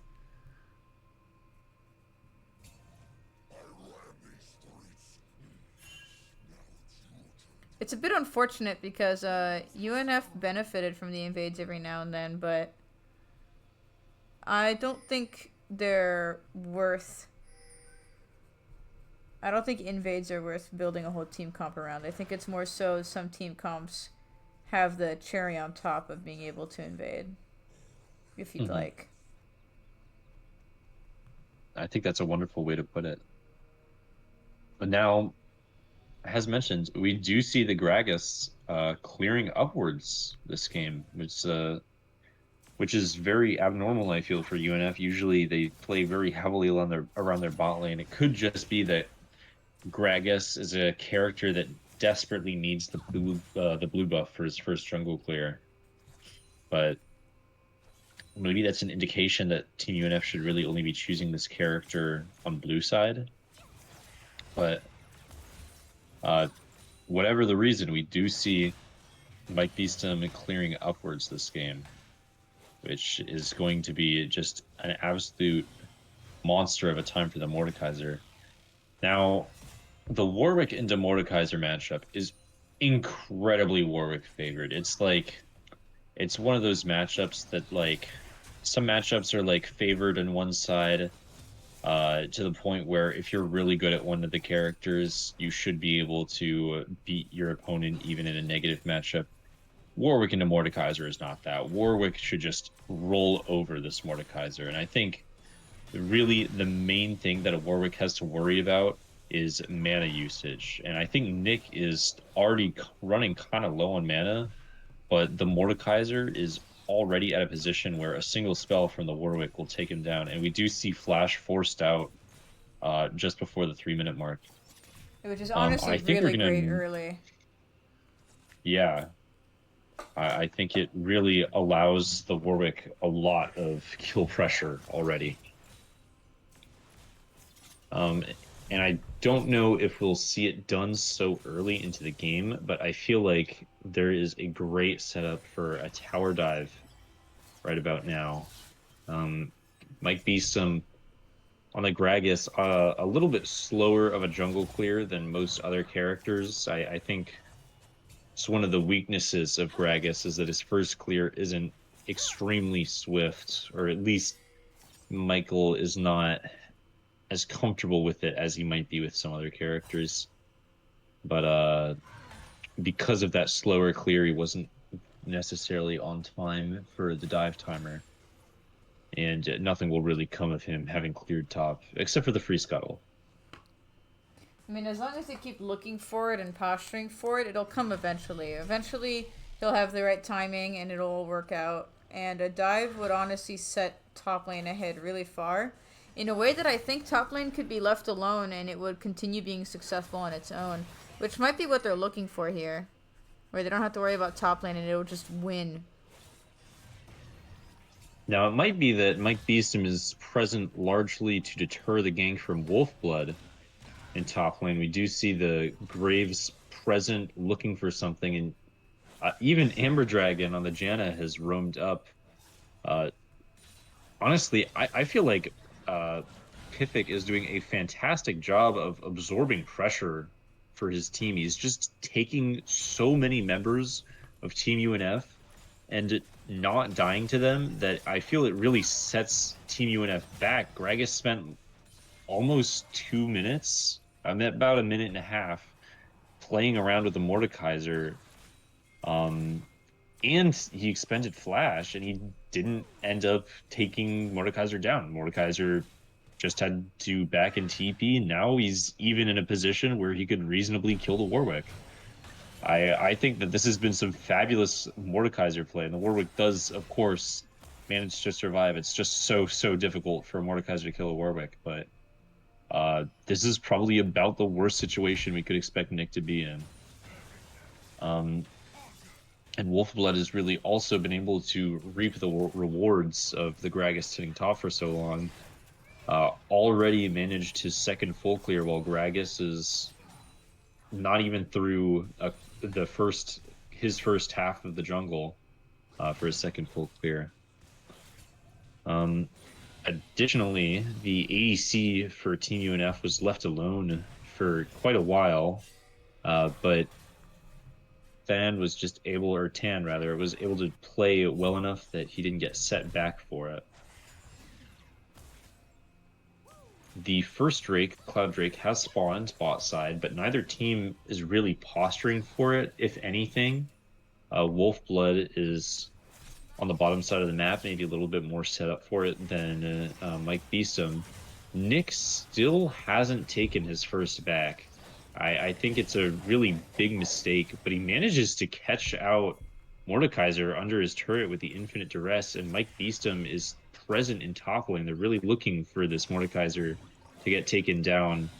I honestly think it's a mistake how much pressure is being put onto the Mordekaiser at this point. He does go down for all that effort, but it's like it's already a losing matchup in top lane, and you're just sort of tipping the scale even more in favor of your top laner in exchange for a Cloud Drake. It just doesn't feel very worth it, in my opinion.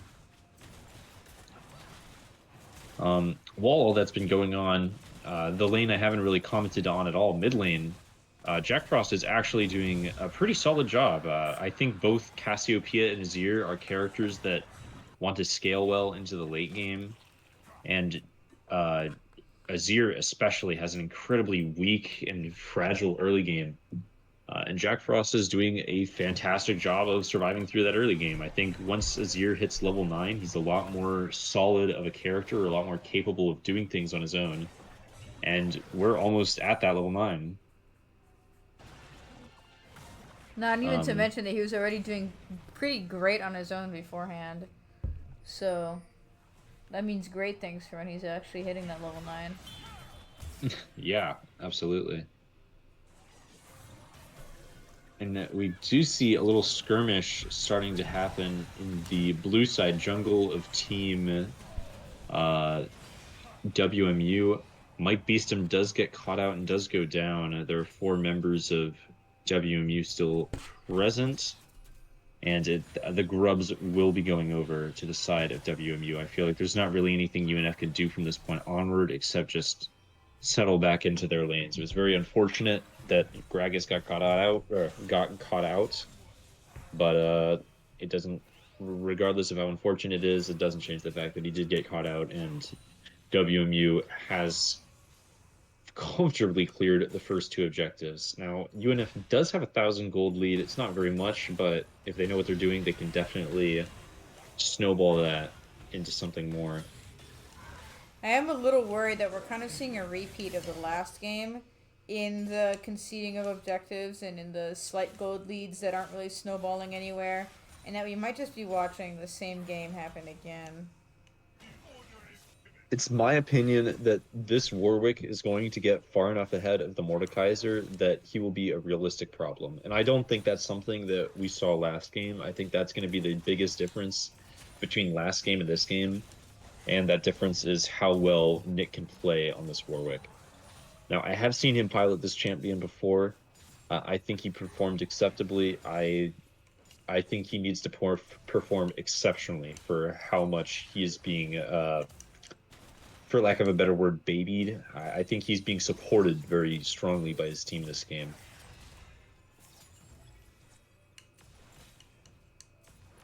And I think that the grubs not going in favor of Team UNF, definitely not his fault, but it is a very big shame for how much effort was put into the top side of the map. Indeed. This game. Indeed. We're seeing a lot of ults coming out in the bot lane with that little fight happening with Rakan, Janna, and Zaya R, and lots of summoners too. Rakan also flashing, Janna flashing, Zaya barriering. Nothing really coming of it except for just kind of resisting that gank we saw there. And Graves is coming back down for more while top lane is getting ganked as well. I think we're about to see a tower dive come up. Amber Dragon has already squeezed her way out of there, but looks like Tan was not so aware or not so lucky as to escape as well.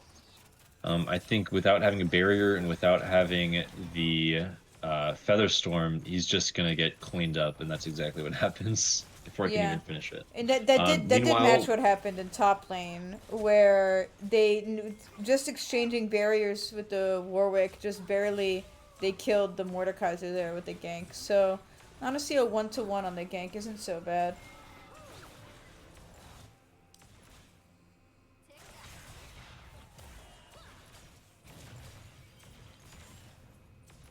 And Janna is giving this Tristana hell, but it doesn't quite kill her there. I'm pretty close though, which with just the boots and an Aether Wisp, that's a lot of damage from the Janna.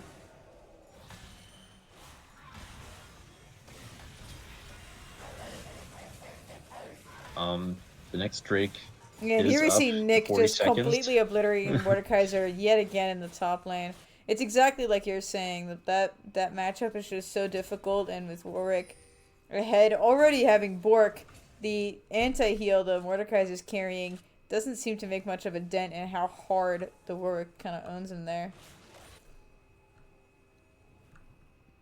I think at this point, top lane, like honestly, a character select top lane was so far gone. It's almost not even worth looking there because we know Nick is just gonna at some point be a monster that runs through this game. Now, the second Drake this game, Hextech Drake, has spawned, and we see both teams sort of positioning around it, except Mike Beestum does not seem to want to contest the Drake, the jungler for Team UNF. So that will be yet another objective, just gifted neatly and nicely to Team WMU. Mike Beestum on the Gragas flashes into a body slam into the Cassiopeia, then drops a pet or a my bad, an explosive cask. Doesn't manage to kill her initially, but does manage to catch her out in the end. Hextech Drake does go in favor of Team WMU. However, two members of WMU go down, and I think UNF is starting to really get a noticeable gold lead. Though a lot of that is packed into the Warwick and top lane, really standing out in this game. I mean, I also with really the hope that with Nick's Jack going to Frost be in the the mid carry. lane, Azir's got 2 kills and a bounty over on Cassiopeia. That's 600 gold in and of itself. Absolutely, absolutely something worth noting.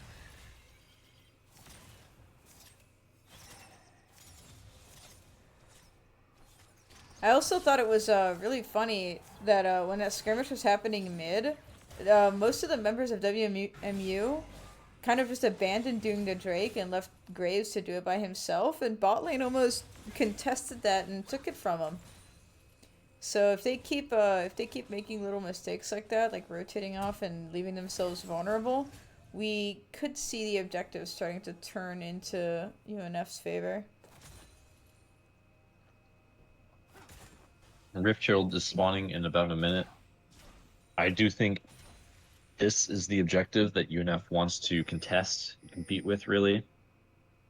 Objective feats have already gone in favor of Team WMU, and really the feats of strength lie in who can take the first tower, which it's either going to Tristana or Warwick. I think realistically it should go to Warwick, but I understand that it can be a bit of a struggle as a top laner to take the turret before Tristana. Mordekaiser will not get a recall off in time for this Baron, so he should almost be a not Baron, but Rift Herald. He should almost be a non-factor, and we have 4 members of Team UNF on this Herald spawning in 1 second. It looks like it will be going into the hands of UNF. Wolfblood, the jungler for WMU, just comfortable with the 3 objectives he's been taking. He says, "Hey, listen, I appreciate it. You guys can have one for your trouble." And in the meantime, the ADC for Team UNF does go down once again. I think we're going to see the first trick go in favor of the Tristana at the end of the day, and that will be the feats of strength for Team WMU. Yeah, watching that 1v1 that the Tristana and the Zaya had was honestly really kind of sad because Tristana just kind of jumped in and auto attacked, and Zaya ulted and barriered and flashed and did everything in his power to kind of dodge what the Tristana was doing. And Tristana left Zaya alone, knowing she just ult under tower whenever Rakan shows up. And here in the top lane, we have the whole team chasing down Nick, trying to get his shutdown. And they do force his flash, but fortunately he does get away with pretty much his entire life.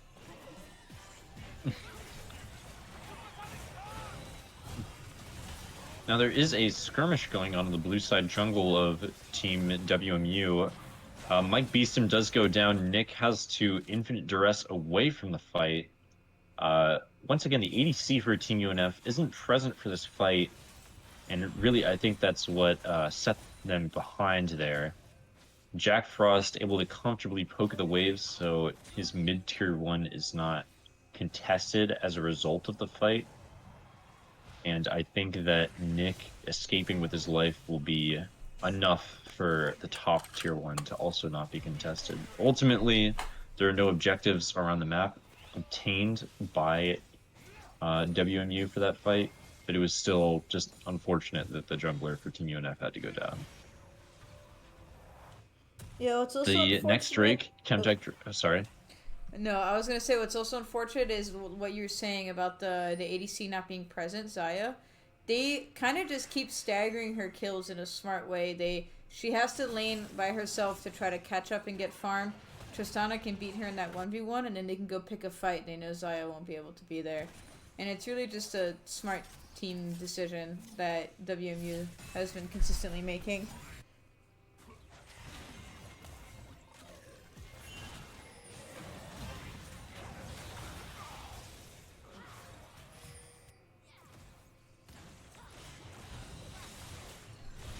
We see Nick caught out in a 2v1 versus the Tristana and the Mordekaiser.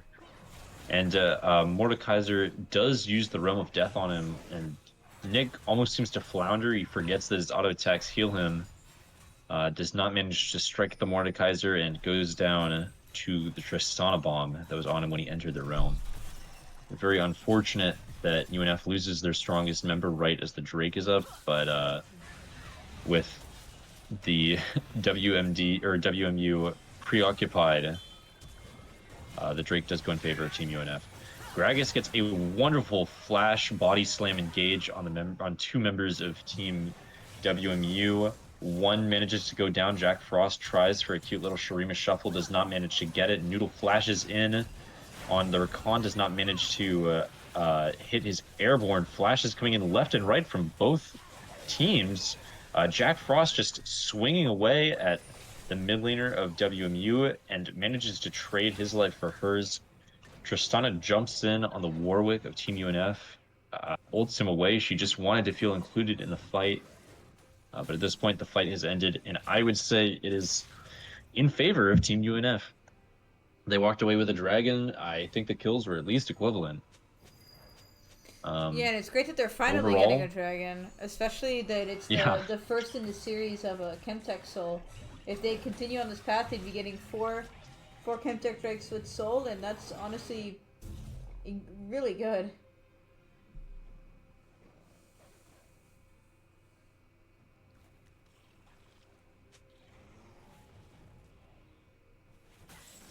We will see Otacon on the top side of this game, spawning within the next 20 seconds. Team WMU, it seems to be a little more present, more members on the top side of the map. Tristana decides not to recall. Realizes her team might need her for the fight that's about to come up. And we have both mid laners matching each other in the bot lane. Both of them also have Unleashed Teleport, will be prepared to use it for this upcoming Otacon fight. Nick does manage to catch out Pyfit on the Mordekaiser, chunks him down a little bit. We don't see any summoners exchanged, but it's just chunking down the Mordekaiser before the fight. Fantastic little bit of chip by Nick. And UNF is really taking the offensive here, going straight for that Mordekaiser. Jack Frost is forced to use his Emperor's Divide while in the Death Realm, does manage to take down the Mordekaiser in the end. Mike Beast to force to Zhonya's. Nick is just in on Wolfblood, the jungler for or WMU. And UNF walks away with only losing a single member. Sparty Party, the Tristana, is still alive, and I think that's a character that can really clear through all the low health members of Team UNF, but I don't think they're going to give her that chance. They're not even looking for the Otacon. They're just appreciating the kills and the gold that they got, and they're stepping away. Sparty Party is still on the hunt, and the Janna Amber Dragon, Team UNF, does go for a cheeky little recall. Just barely doesn't die to the Tristana explosive charge. And ultimately, Team UNF does escape the fight with only one death on the team.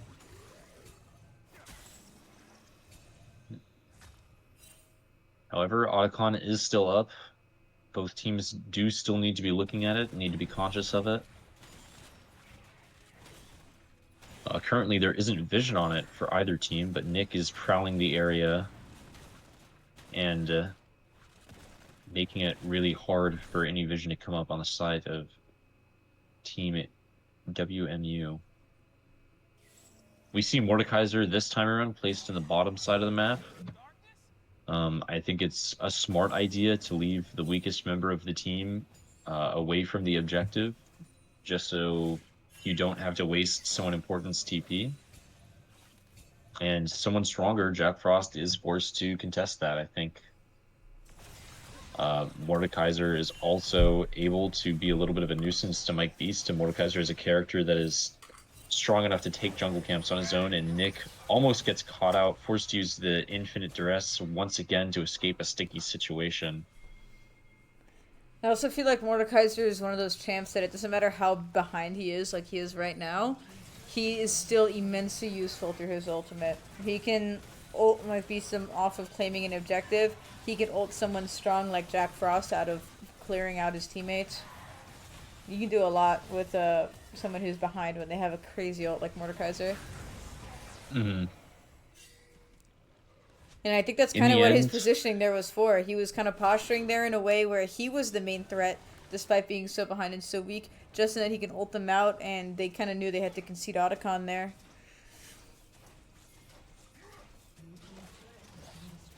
The next Chemtech Drake has spawned. UNF, far better postured for it. I think, honestly, they could start it right now and take it before Team WMU arrives to contest it. I don't think exactly WMU is even going to consider contesting it. And I think we're about to see the Mordekaiser go down at the hands of Warwick again. Yeah, we immediately, as soon as the Warwick shows, or the Mordekaiser shows on vision, we see Nick booking it towards him. Yeah. The Blood Hunt is used. Everything is dumped on the Mordekaiser. Mordekaiser does bust out Death Realm, and actually, it does look like Mordekaiser is able to chunk down the Warwick, forces a flash out of Nick, but Infinite Duress is invested, and the Mordekaiser does go down. I think Nick only got so low because he was separated from his wonderful wave by the Death Realm, and because he was trying to cheekily save his ult, try to squeeze a kill out without pressing R, which is just a bit too greedy in that situation.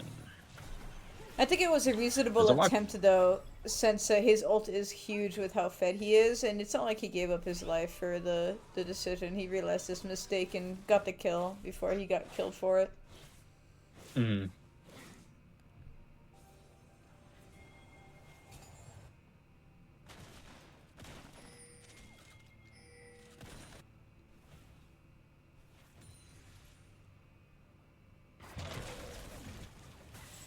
Baron Nashor has spawned 25 minutes in. I think this game is definitely the most in UNF's favor at this point. I think UNF actually has a reasonable chance of taking this Baron. It makes me a little worried that the gold has started to come from a state of UNF having a very solid lead to a state of sort of evenness between the two teams. I think this fight really is anyone's to win. I think if team WMU does plan to win this fight, it's going to be off the back of the Tristana and in part the Cassiopeia. I think Cassiopeia's petrifying gaze is going to be very important here. That's probably the second most thing past everything Tristana can do this fight. And Amber Dragon does get caught out. I do believe that charge. Well, I thought it'd do a bit more, but she manages to survive, but has to expend Monsoon. Nick is on the bottom side of the map. He will not be present for the Baron fight, and I think ultimately that means that the Baron will go in favor of Team WMU. Jack Frost goes in for a very aggressive Emperor's Divide. And Mike Beeston tries to go for a cheeky little steal on the Drake, does not manage to get it off. And this is just a terrible situation for the members of Team UNF. Nick has finally shown up to the fight, but he's just too late, and he goes down. Getting stunned by the To Cassiopeia are, along with the rest of his team just kind of getting finished off there. Now, I do think that WMU does have enough members and enough time to actually end the game here. Maybe not with Ton respawning. I feel like they can brute force it. I really do. We'll see I if mean, they they feel did like the they other can two brute games, force so I it. feel like they're definitely gonna at least try.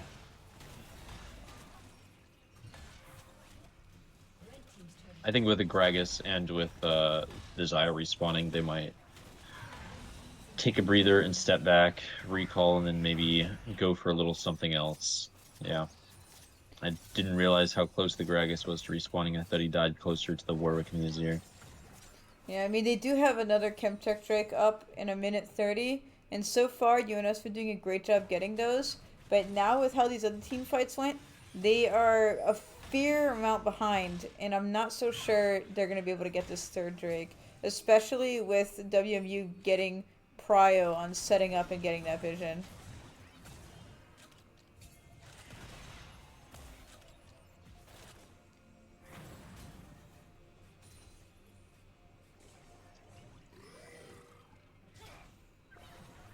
Once again, Nick is on the opposite side of the map to the objective. Playing Warwick, he does not run teleport. It's a little disappointing to see the strongest member of Team UNF not grouping for the most important fights of this game. Mike Beeston does extend his explosive cast and doesn't really get a whole lot done with it. Jack Frost's life was on a bit of a timer with the Tristana's explosive charge on him. That explosive charge manages to chunk his team down quite a bit. And really, Team UNF can't contest this Drake.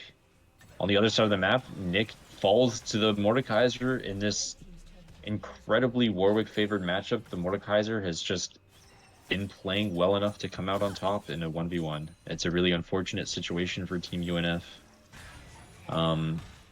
But this game is kind of over, and it is once again in the favor of Team WMU.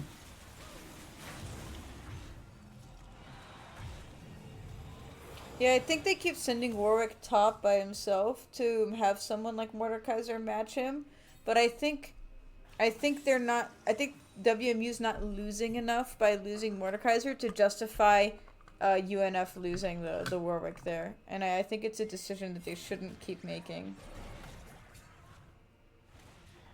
I feel like it's exactly like the same sort of message has been received since you said it in the first game that WMU just does a really good job of controlling the snowball of Team UNF.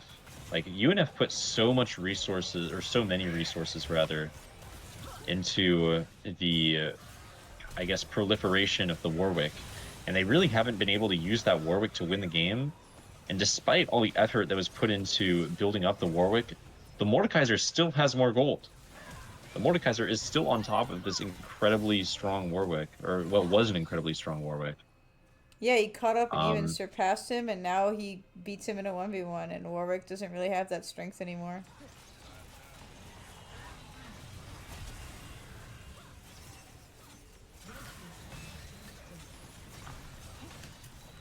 and Mordekaiser individually is almost a more impactful character than the Warwick. Manages to just press R on the ADC of Team UNF, walk her down and kill her, or walk him down and kill him. And this will be game over for Team UNF. Very well played all 3 rounds by both teams, honestly. I think UNF did a fantastic job of gaining strong footing in the early game, but WMU just did a really, really good job of controlling the lead that UNF had and sort of converting it into their own.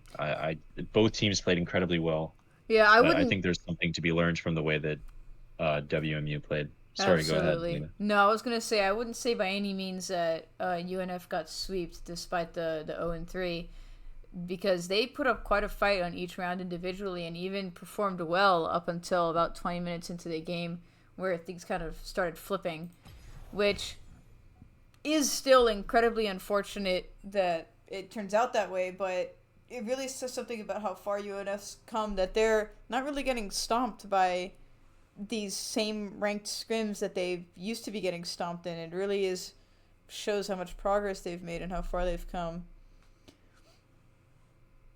and how well their team comps are turning out. The ones they've practiced and what they got to put out these games. I absolutely agree. Do you want to wrap it up here, Lilu? I don't know Yes. how much more there is. I don't think we have an interview today as we do on Thursdays. No, I So we don't believe we do. So yeah, that'll be the end of tonight's scrims. With WMU Fearless, we went 0-3 unfortunately. Very promising information for Team UNF though. Thanks to anybody who's watching live or as a VOD later, and let's continue supporting UNF main team. this has been Finn and Lilu. We were your casters for tonight. Thank you so much for listening. Have a good night, everybody. Yeah, good night.